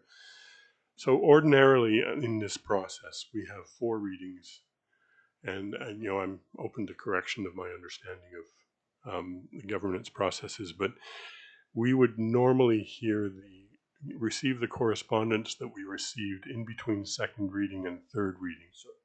So let me, there isn't first, second, third readings. This, okay. So this is for the variance permit. Oh, now if there's other issues but no, we don't have to rezone. For the variance process, this would be it in terms of tonight. Like I want to be really specific for the parking and the height. No, I understand what we're. Yeah. So there's no first, second, third reading. It may be a moot point anyway, but I would think that it would be reasonable to expect that the public notification would occur in time for us to have a fulsome kind of discussion of it. In any event, I think that for me, I find myself going, okay, well, we've clearly got some objections from people who feel, I think with some justification, that this is an adverse, that the current plan doesn't work. So I think we're left with what do we do about that? And in my view, I kind of came up with 3 possibilities, and I'm welcome to other thoughts as well. But one is to reject the variances now. My question related to that would be, what impact does that have on the application for government funding? Whether that messes that timeline up and, means we miss an opportunity for some support that we need with housing. The second would be to find a procedural way to create more time for this public feedback. What I'm hearing you say is that that's not really necessary or part of this. And the third has to do with what process would be required for us to change the location of this building either to a completely different property, and I assume there's time involved in that, or to a different place on this property. And the only point I would like to make there is I wonder if there's been any consideration given to, my understanding is that the excavation and the blasting, the site preparation would be more expensive because of the terrain elsewhere on the property. But I'm wondering if anybody's considered whether that's balanced out by the fact that that might allow us to abandon the 10th Avenue extension, and whether those costs actually balance out and make it worthwhile for us to put it in a different spot on that property. So that's where I'm at, and my position is that I feel we need to stop this at this point and find a path forward that works a little better for everybody affected. Thank you. Director Pope, there's a whole series of questions in there. Can you sort of do your best to? Thank you, Mr. Mayor. So I would like to just start by clarifying that this is a development variance permit application. This is not, the property that exists was zoned to allow the density that's proposed.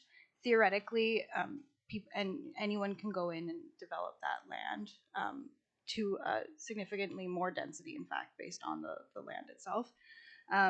The variances under consideration are of height and parking, and every other aspect of the design that is proposed, including the 10th Avenue extension, is not set in stone.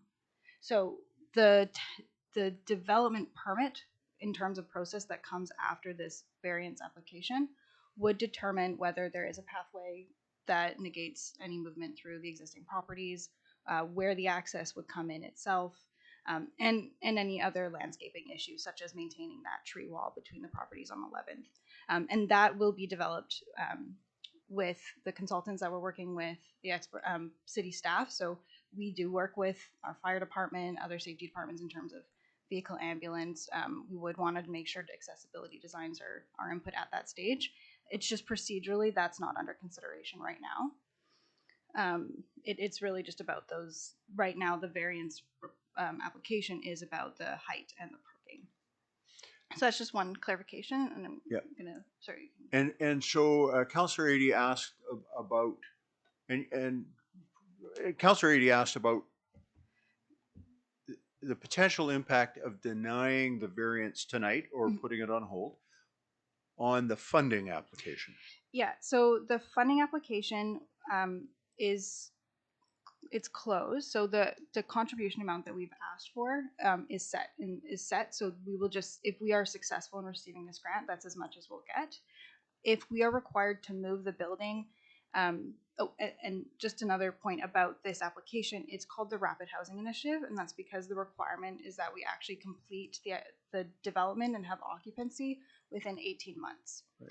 So the reason that we've approached council about getting all of these permits in hand ahead of when we even hear about whether that funding is successful is because it will delay the timeline on building the unit, and it's a traditional build. So we will want to hit the ground running if we're successful with that funding. So at this time, and based on the summer schedule of council meetings, it could potentially impact our ability to use the funding appropriately. So just within that sphere, oh, I've lost it. I'm going to go to Councillor Cunningham. Well, first of all, most of the points that Councillor Adie brought up, Councillor Neese and I brought up at the last meeting. And they weren't answered then. Thank you for answering them tonight. I see no reason. Why is that building at the top of the lot, is that flatter there? Director Pope. Thank you, Mr. Mayor. My understanding from, we worked with CTNCA to develop the proposal. My understanding is that is the most efficient location to build based on the fact that it is the most flattest part. There will be some blasting required even there, but that in terms of when you're applying for a grant application, that's balancing the contribution ask with the most viable option. It says here impacts of height variance. Increased height will be unlikely to have additional effect on surrounding houses along the 1200 block of 11th Avenue as many back onto treed area. The building will be set back from the property line and like to have this natural shielding between houses and the property maintained or replaced with other landscaping. And then it goes on to say later on the resulting tree removal will impact, and its impacts to neighboring houses are reduced to the smaller footprint. But what was just described here is this variance is going to be quite a bit higher than the houses. Is that correct? Yes. Yes. To be very clear, the building without the variance will be higher than the houses. Higher than the lot by a fair measure. The variance would add 13 feet or 4 meters to that height.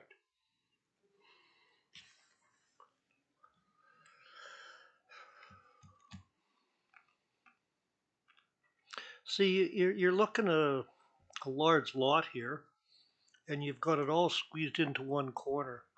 Councillor Neese and I both brought up the point that extending 10th East is just about impossible, the cost to build that up. It's a cliff going down to Conrad School. You're going to have to make that road at least 30 feet wider, which means building up your own cliff out of those big cement blocks. And that's gonna, you know, I asked the question then, and I believe Councillor Neese was in the same state of mind. We wanted to know who was going to pay for that, because if the city has to pay for that access, that makes this project just ridiculously expensive from the city's point of view.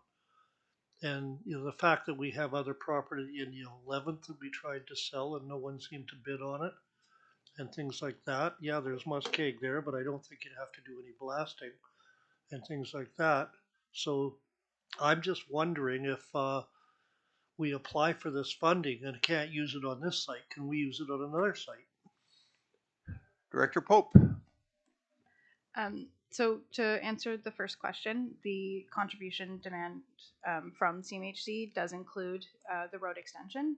However, because the road extension may not be 10th Avenue extension, there may be access from a different location. That contribution is not set in stone on the proposal itself. The reason that this location was chosen for the application is because it's city-owned land and it is pre-zoned, so that gives an equity contribution in the application itself. If we were to move the application to another city-owned lot, it would, I believe that may be possible, but it's not, all of the estimates, all of the design plans, etc., would then have to be redone, which again may affect the timeline. And I would have to go back and look and confirm that we can use a different proposal as well. Councillor Cunningham. Okay, because I just think that we should be looking at reconfiguring this somehow. Like, okay, even if they go ahead without the variance, it's still going to be impacting the view, where according to this report, it isn't. So, like, we seem to be having some conflicting views here. And, I don't live there, so I don't know what the view's like right now. It might just be looking at a bunch of trees, but, it's better than looking at the back of an apartment block, I think. Councillor Niche. Well, I mean, it's a very interesting one, and just like any other major housing development, it always brings out people that feel that it will impact them, which I understand that, there is always impacts anytime you change, and especially, I know I had a good conversation with Mr. Quast, and I think he's been in his home for 60 plus years, and obviously, when you look out your back window for 60 years, that's one thing, and then 60 years later it changes, then, there's an impact. But all multifamily housing developments that I've been through in the last 9 years have had some sort of pushback all the time, and it usually involves people that live close by. I'll use Lac Willam's housing project as an example, where the local neighborhood, was opposed to it. But the process that Ms. Pope is talking about is that even if we approve, this application tonight, it takes a whole bunch of next steps to kind of determine the final spot or the final access or the final, all the final details, whether it's what it looks like, what the landscaping is going to be, where the road's going to be. I can look at it personally, and I think it's terrible access from 10th, but I understand the process. And right now, it's showing 10th, but that may change to, who knows, Hayes Cove Avenue, 11th Avenue, we don't know. But you have to start the process somewhere. And the process starts with a vision in someone's head. And from there, you determine, does it work? Does the road work? Who's going to pay for that road? And things change. And with the Lac Willam's housing, they went in there, they did some test holes, they realized, okay, this is where we're going to place the building. They draw plans, they come up with their plan, but then when they go in there and clear the trees and determine that, oh, that's maybe not going to work, well, maybe we have to turn this building, or we have to change the access, and that's just part of the process. So, I understand, people live on 10th Avenue, they say, okay, it's been a dead end road, that's why I bought my road, or bought on that road. But at the end of the day, there's all sorts of legal roads and laneways and stuff on paper that have been surveyed for 110 years, And we, you know, even though there hasn't been that piece of that road, it's, I mean, over time, over the 100 years, okay, this road's been extended and extended and extended, and sometimes it just doesn't make sense because of, you know, the terrain. When I look at this property, I personally feel that it would make more sense to be on Hayes Cove Avenue, just for construction access, to build it, you know. But that being said, that's not in the plan yet. I mean, there's still a process to get to that, and whether it stays on that particular spot. You know, talking about the height variance. Well, if we went in a hypothetical, if the people on 11th Avenue had a flat lot behind them, it's zoned multifamily already. There is probably a 20-foot laneway behind their houses before the next property that's being proposed to be developed on. And so that there's a 20-foot buffer there to start. Then there's a, you know, an area that they are proposing to build further into. So potentially, you know, 30 feet of trees. And we obviously know it's a steep bank, there's going to be some impact. But that being said, if that was a flat piece of land behind their house, they could potentially, tomorrow, a developer could build a building that was already, how many meters is without the variance? 10 meters without the variance, without doing anything, without even coming to council. They could build that 10-meter building without having any conversation with us, and it would all be through the planning department. So they're asking for an extra 4 meters. So 4 meters, that's 13 feet. So, you know, basically the question to us tonight is, are we going to allow them to build 13 feet higher? And, you know, and really take out the rest of the discussion, because the discussion really is, are we going to allow them to build a building 13 feet higher? If they built that building under the current, you know, zoning and the current, you know, allowable height, then this wouldn't even be a discussion for us to be having. So the question is, do we allow 13 more feet? Being that the property is 4 meters, 13 feet below the people's houses on 11th, then there is no more impact than if they were to build that building on a flat piece of land behind their house. So, you know, you put that, there is no more impact than if it was a flat piece of land behind them and they built to the current 10 meters versus 14 meters in a 4-meter hole.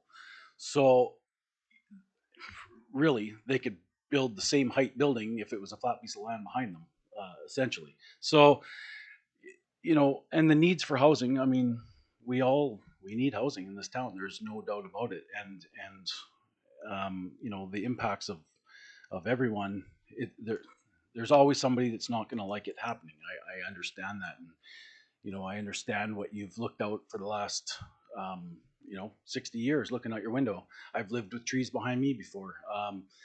You know, it's a great thing to look at, but we also have to recognize that there's lots of land in this town that is already land that's owned by people, not just the city, but owned by other people, that at any given point they can cut those trees down and develop something. So, you know, I'm supportive of this project because we need housing in this town. I understand the concerns of the people, and I hope that during the development process, the development permits, you know, as the project moves along, if it goes ahead, you know, that there's consideration taken to all the neighbors as far as, you know, access and parking. I know the fire department would never allow that to be built right now using 10th Avenue as their access. They would never allow it. So there's going to have to be some work done there somewhere. But really the question to us right now is, you know, all these other concerns aside, which will come as the process moves along, really our question tonight is, are we going to allow a 13-foot higher building on a piece of property that has a 13-foot hole, essentially? So I have to support it just based on that. Thank you. Any other members of council? Just before I go back to you, Councillor Cunningham, I'm just checking with the others. Councillor Cunningham. So correct me if I'm wrong. The next process, if we do pass this, is a development variance or development permit. Correct. And at that time, we can stop the project also, even if it's been passed. Correct. Let's go to Director Pope. The city does control development through the development permit process. Council has previously delegated development permit approval to staff. So it will not be coming, if this is approved tonight, the project itself will not be coming back to council for a decision, but there are a development permit process and then the building permit process. And those do need to be aligned with considerations from all internal departments, and also do consider public input as well as our official community plan guidelines. Councillor 80. Go ahead. Okay, so what I'm getting at is if we pass this variance and parking variance tonight, then that's the end of it. Because staff can work with the developer and build exactly what they've got on this plan. I believe that's what Director Pope has said. Director Pope. Staff can, yeah, that does not need to come back to council. As noted, though, this plan may be changed with staff input. We will also, of course, be considering the input that we've heard through this variance process from neighboring neighbors. And one of those staff, we do internal referrals process. So staff from the fire department and other emergency services will have their input in terms of access and other considerations for the design. Councillor 80. So just as a follow-up, I just want to acknowledge that if I was sitting in the gallery and if I was a person that was feeling very uncomfortable with this project, I have the highest regard for staff and the highest regard for the intention of staff to take all of these things into account. But if I'm a member of the public, my point of connection is with council. And so I don't know that I would feel very comfortable with knowing that this was the last council deliberation on this. So I just want to acknowledge that may be how people are feeling.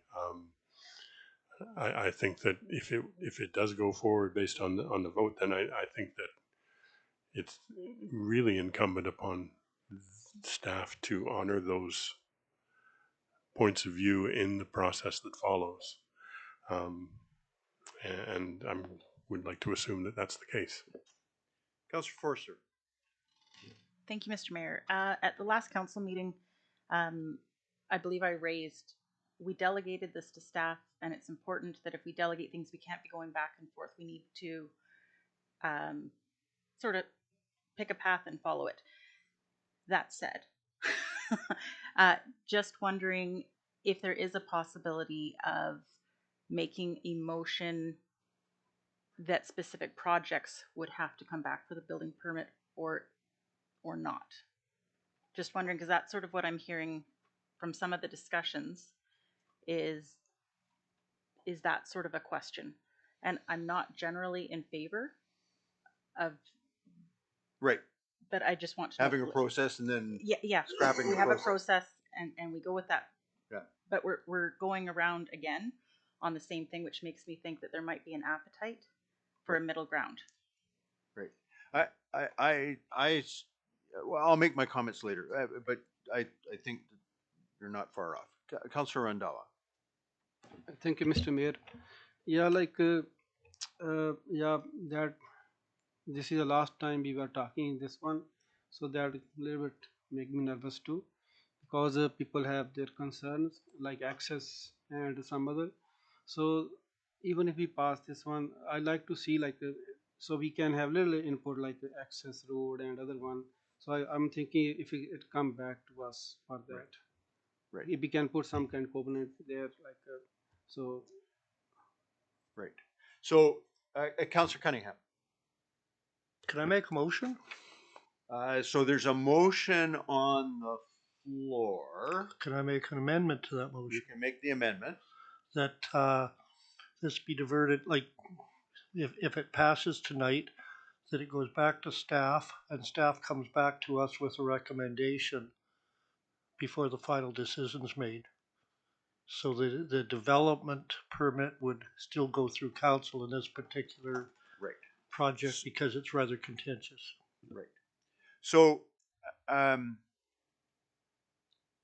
so we're going to have a little bit of a process wrestle here, just to but I think there's an intention here. If this is going to pass, there's an intention here that council is saying, yeah, okay, that we might entertain. This is what I'm hearing from most of council, not all of council, but most of council, and you'll tell me whether I'm off or not. But that, yeah, we could give a height variance and a parking variance to a project that we desperately need, and allow the financing of that project to be reviewed by government. And this may all be in vain. Government may turn the application down. And, we've spent a lot of time. Okay, but yeah, we could maybe go there, but want to see more in terms of, can that building be moved a little bit further down? Can, what kind of buffer can be put in place? Where is that? This is not a straightforward one. Like, I think that when the delegation of these decisions was made to staff, it was on the belief that, it'd be straightforward and processes would move. And I'm in favor of that, honestly. So the question I sort of turn to staff here is, because I sort of suspect the passing of this may hinge on this, is that council not completely ready to give up this as the last decision point or last input that council has on this. You might get a yes from this council if there's, if it can be done in a way that the motion is amended to suggest that there be an opportunity for council to revisit in the development variance permit or whatever. So I need some help. Yes, Director Miller. Thank you, Mr. Mayor. So council has actually delegated its DP authority to the city manager under bylaw. So if you do wish to have a specific development permit come back to council for approval, it would be something to check with legal on, but council is certainly it's certainly within their purview to disregard any bylaw that they so choose. So you could do a resolution to that effect. So okay, so people can craft this better than me, but amending to say, approve whatever development variance permit, blah blah blah.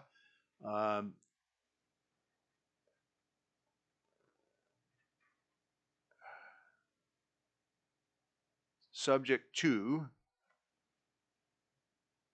yeah, help me out, Director. So I'm going to come to you, but Director Miller's. You could simplify it, indicating that you would approve the development permit contingent upon council approval of the development permit at the development permit stage.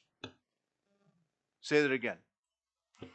Subject to council approval of the development permit. Yeah. Okay.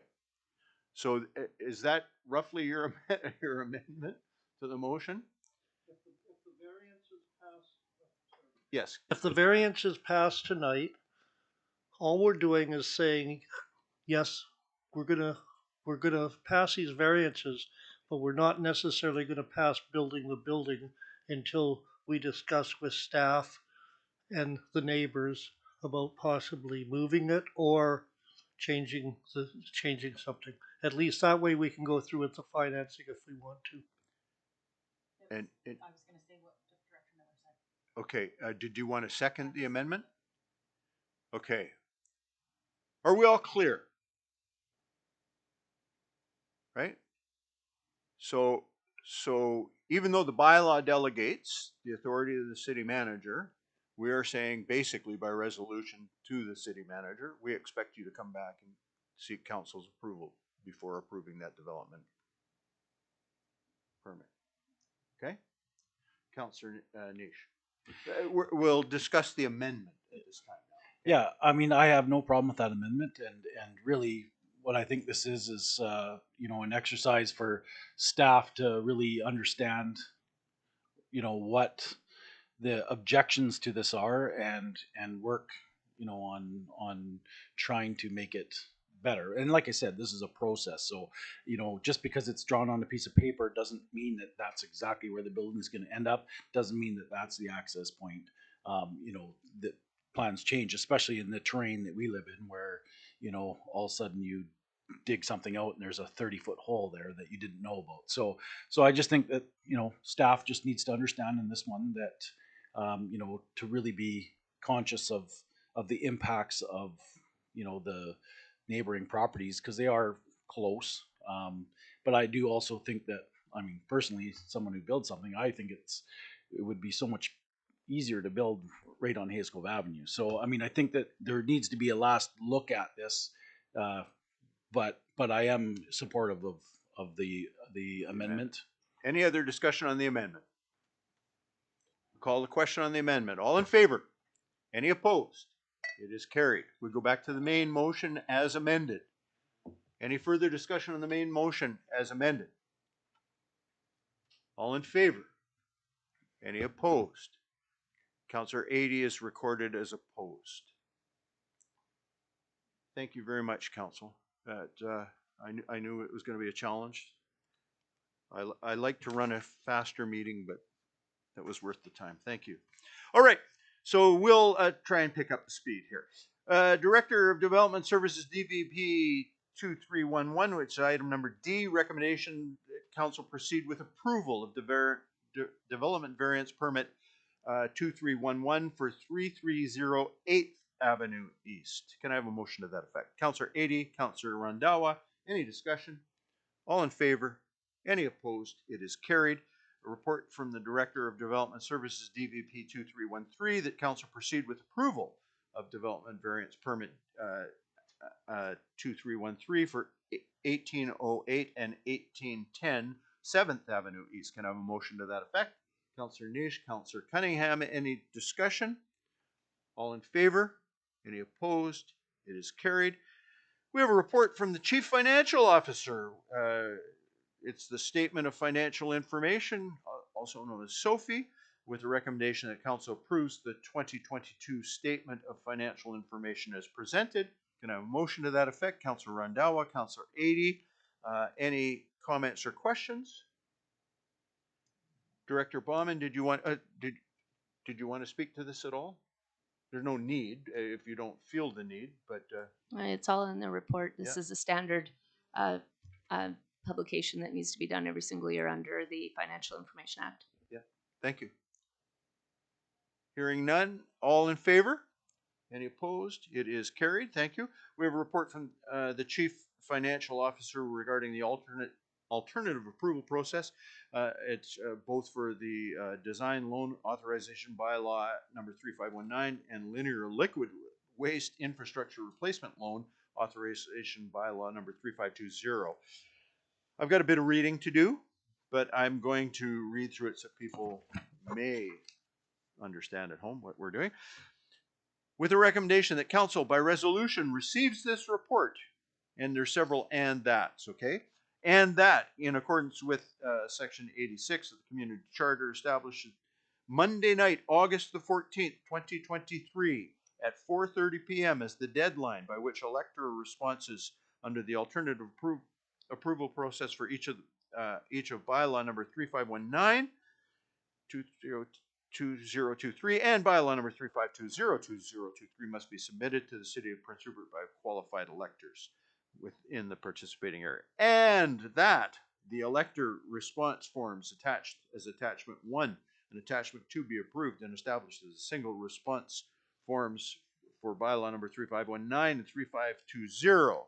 And that the notice of alternative approval process attached as attachments 3 entitled Notice of Alternative Approval Process Infrastructure Replacement Design Loan Authorization Bylaw number 3519 2023 and attachment of 4 entitled Notice of Alternative Process Linear Liquid Waste Linear Liquid Waste Infrastructure Replacement Loan Authorization Bylaw number 3520 be approved.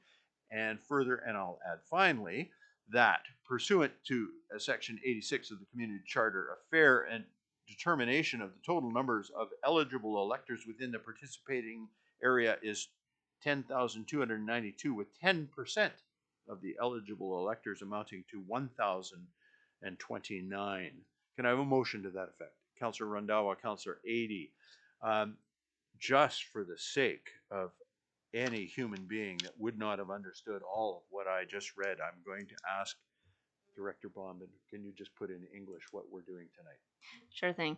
So what you have just put on the floor is the approving the ad that goes in the paper and will also be on our website for both of the loans, and it's approving also the form that people can fill out if they disagree with the city going forward with the borrowing, and it also establishes the number of being 10% of the electors that must sign to the negative for the approval of the loan, for council to consider it and to possibly go forward for a referendum. So that's essentially what it is. Right. So whenever council borrows money beyond its term, basically, it requires approval of the voters. There's 2 methods to do it.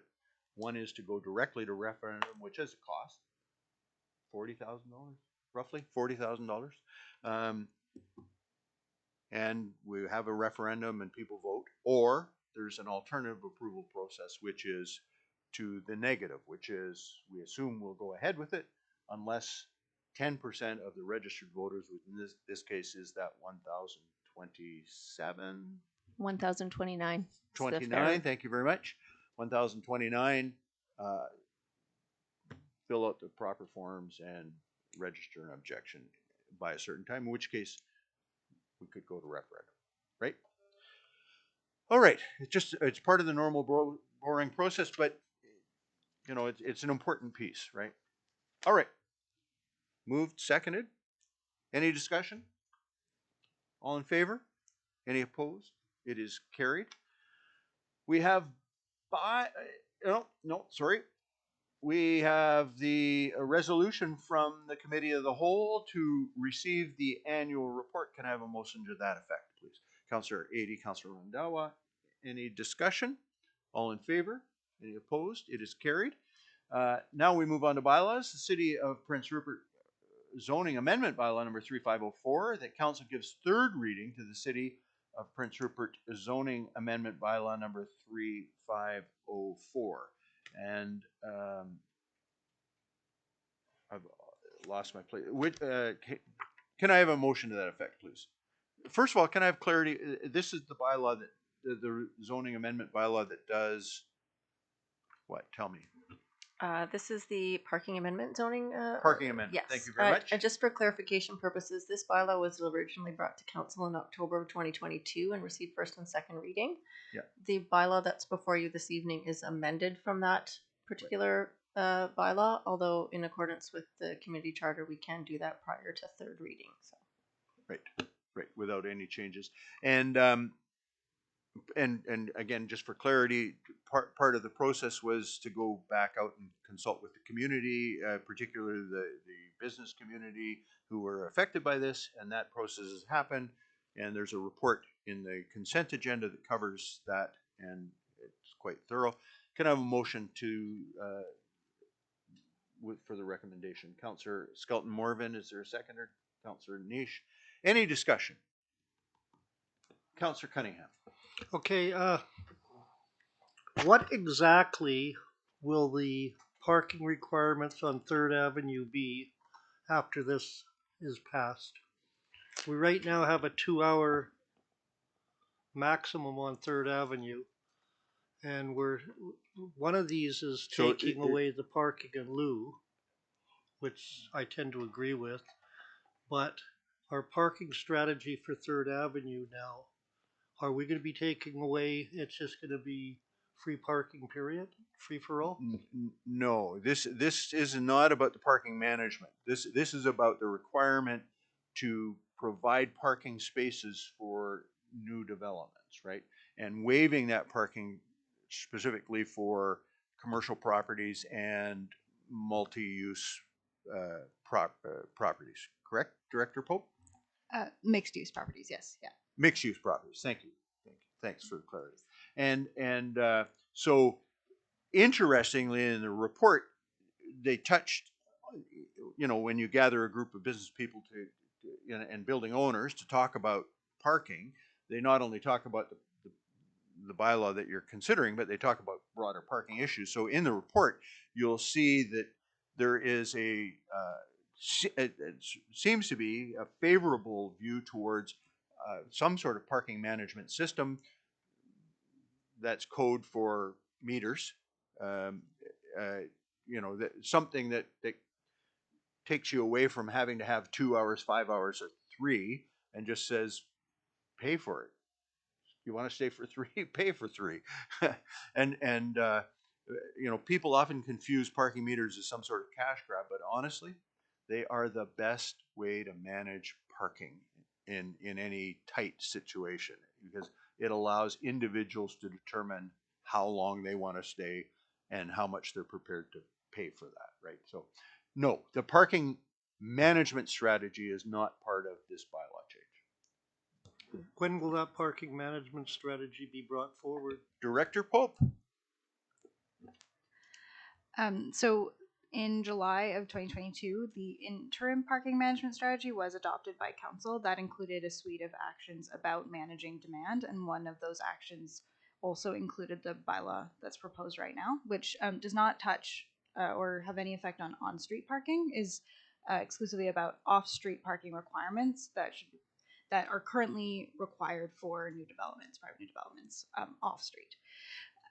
When we bring forward the transportation plan, that will have a more extensive section on parking that builds on the interim parking management strategy that was adopted last year, and that should be brought forward this summer for consideration by council. Councilor Cunningham. See, it says here, removing parking minimums, and it goes on to say it may result in an overflow on-street parking, which in some cases may take up parking that provides access to other uses. And so I'm all for removing the parking in lieu, but I'm a little confused. Like, part of that parking strategy was the experiment between Ocean Mall and CityTel, where they went from 2 hours to 4 hours. That has nothing to do with this bylaw. Just to be clear. Yeah, nothing to do with this bylaw. Councillor Niche. Parking, such a fun topic. I don't think whatever we do will be the right answer for everyone. We're kind of restricted by our land, and the current setup, which is 110 years old.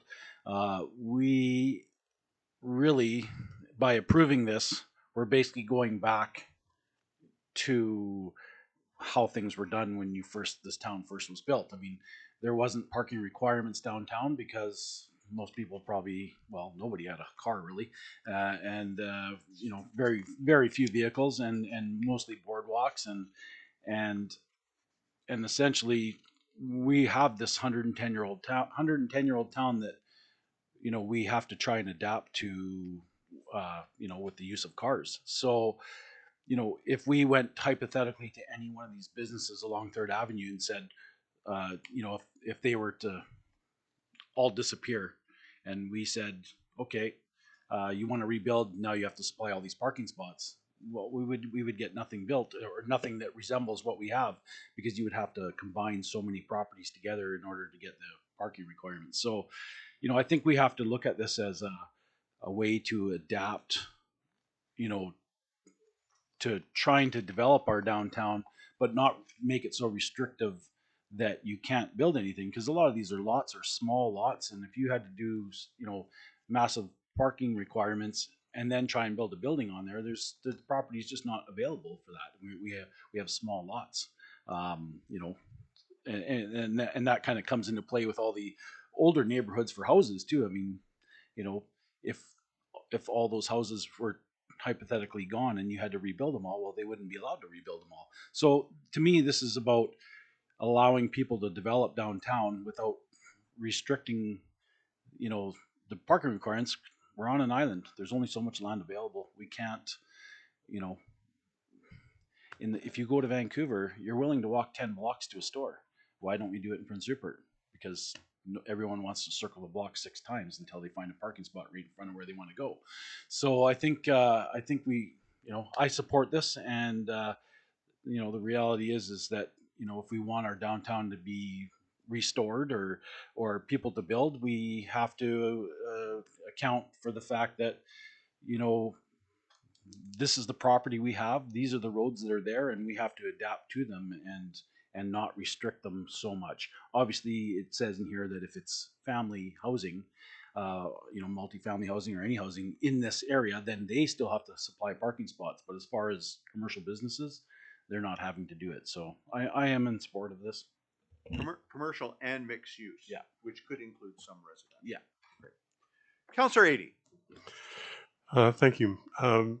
Mr. Mayor, I've found the section where the business people's concerns and ideas are represented. There is one, my memory of this is that the process got delayed because there was some concern expressed. So there was a direction to meet with business leaders in that section of town. And what came back was, I think, held in this paragraph here. There's one aspect of it that is not about parking management and is in this, and that is the amendment to include Fraser Street in this. Am I correct in that? Yeah, that was part of the report. Yes. So the other points, just so that they understand that it's in here. Encouraging higher parking turnover through metering and enforcement, which is what you alluded to. Ensuring that parking management and regulations are broken into smaller areas, because there's kind of micro areas downtown that have different pressures on them. And also an agreement in terms of the concept of changes with regard to 2nd and 3rd Street here. So those are parking management issues, as you say, and what I'm hearing is that those will be a part of the discussion when we look at this later in the summer. Director Pope, yes? Yes, many of those considerations are included in the transportation plan, which will be for your consideration later in the summer. Councillor Cunningham. Okay, hypothetically, somebody decides to buy the Belmont site. Yep. Put commercial there and family dwelling up above. Yep.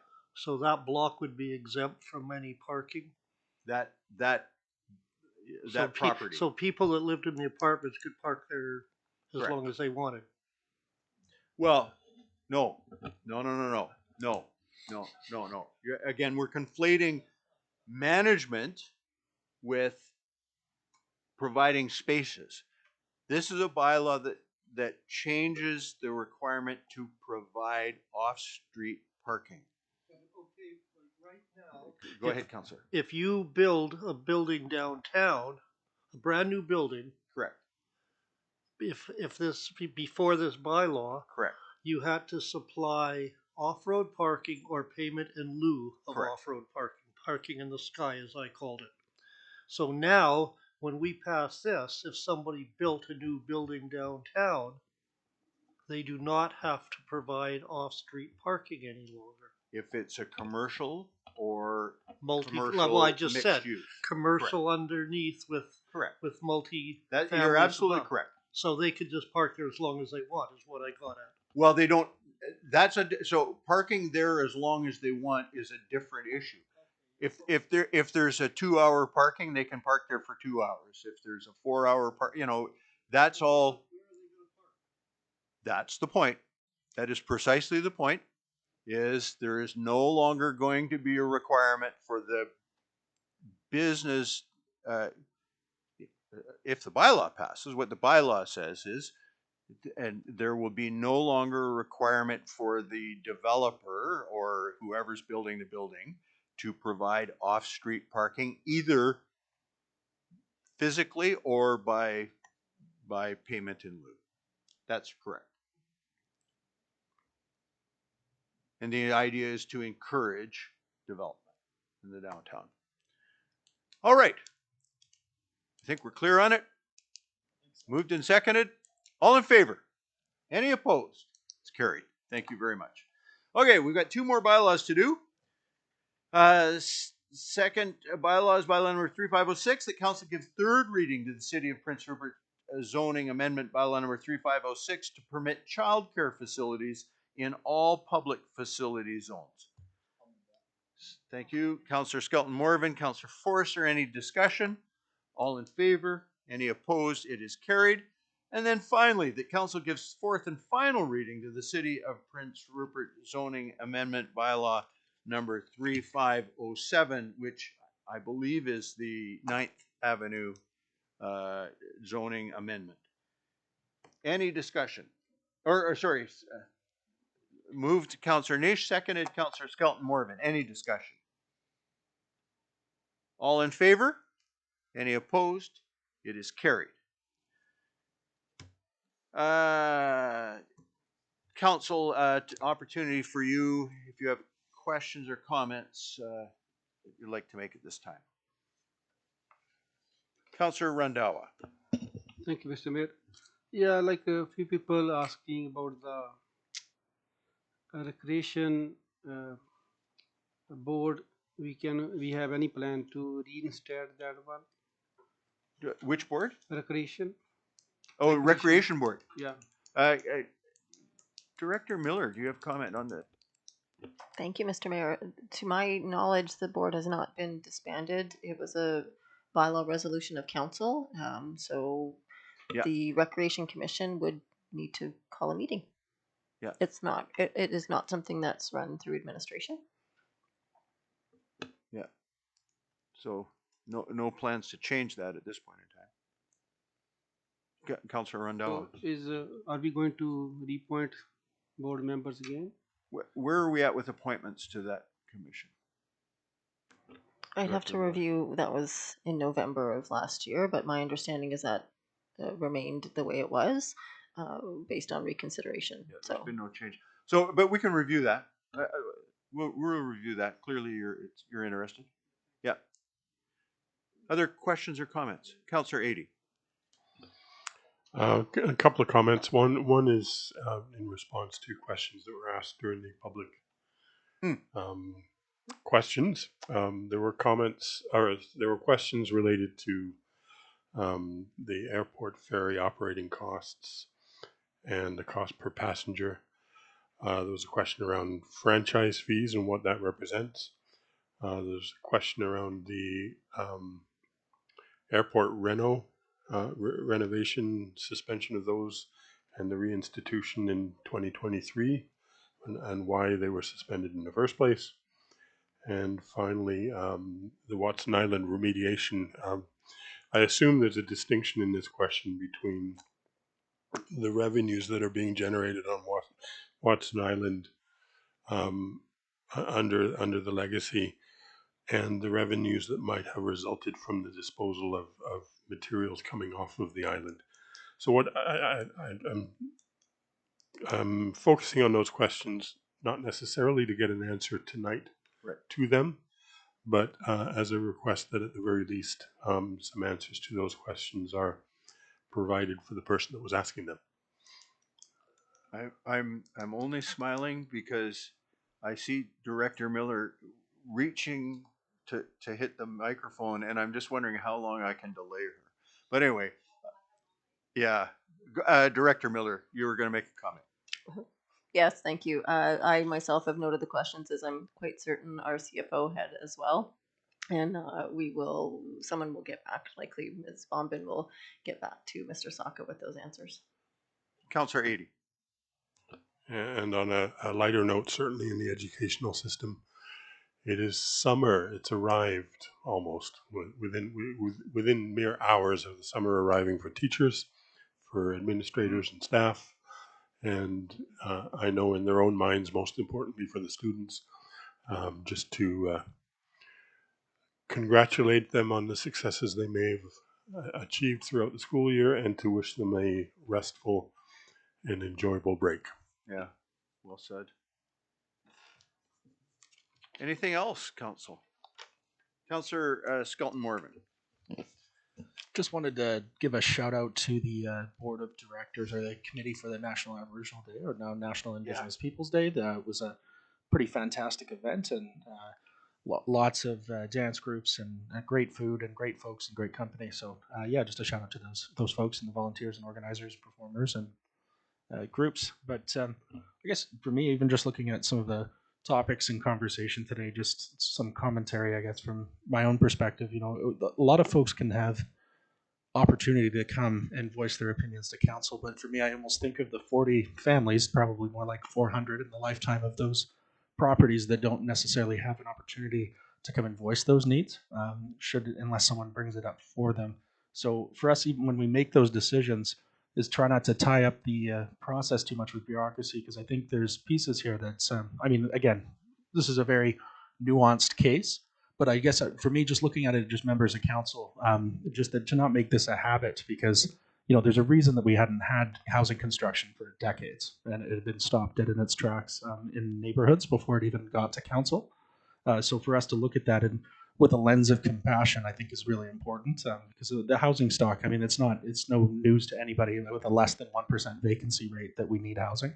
And the number, again, that I throw out there is 3,040 is a drop in the bucket, with the controversy that we had over 70 units. And, you know, the conversations at the time was almost to cut it in half, which to me is unacceptable. So looking at these pieces and, again, trying to recognize and understand that there are many people that are not in the room that would be in favor of these developments. So whether in this particular neighborhood or anywhere else, you know, when you have 14 people crammed into a 2-bedroom apartment, you know, some of my colleagues here might not get these kind of emails or messages, or have to be stopped at a grocery store with these kind of things. I've been very open with my own upbringing and background, and it gives you a lot of perspective being raised with your brother and a single mother on a cot. So for me, understanding the need firsthand and how important this is, we have to remember to put those lenses on as well, so that we're not tying up these processes more so than they need to be, because it's going to take years to get shovels in the ground. So for us to have, again, having view and perspective, I think is important. But when we have, again, a few voices coming in and coming forward, and I appreciate that feedback, and I think that's important, and that's how we co-create our community together. But also to remember and put that lens on for those that are not in the room. So thank you. Thank you. A couple of things, both related, actually. So on Canada Day, July 1st, at Quinitsa Station at 11 o'clock, there's what's called Canada Day Drumming Celebration. And that is 6 minutes of simultaneous drumming rolling across Canada at 11 a.m. The purpose is to unite all Canadians through drumming. And there will be a limited supply of rattle drums, and if possible, bring your own drums. So again, that is at 11 o'clock at Quinitsa Station on July the 1st. It was asked here several meetings ago, I think, about Canada Day and special events, and, you know, why they're doing what they're doing at the time. And I've had a chance to talk with the president of special events, and it is very much, it will be an evening celebration again, which, you know, is different from the way we did it pre-COVID. Partially it's because of a challenge getting volunteers to do what's basically 2 events, an event in the morning and an event in the afternoon. But it's also actually around trying to create one really good, strong, solid event that allows people to come together, celebrate you know, in the early evening, and then still be around for when the fireworks take place before, you know, midnight kind of thing. And so let's watch, see what Special Events does. They did a great job on Seafest, and let's see how they do with Canada Day. With that, I would entertain a motion to adjourn to a closed council meeting for the purposes of looking at land or negotiations related to discussions respecting provision of a municipal service. Councillor Randhawa and Councillor Skelton Morven, any discussion? Oh, I won't let you have any. All in favor? Any opposed? It is carried. We will take a 5-minute break. Council, can I encourage you to just stay in your seats for a minute, and we'll let the audience or the gallery leave, and I promise I'll give you a pee break.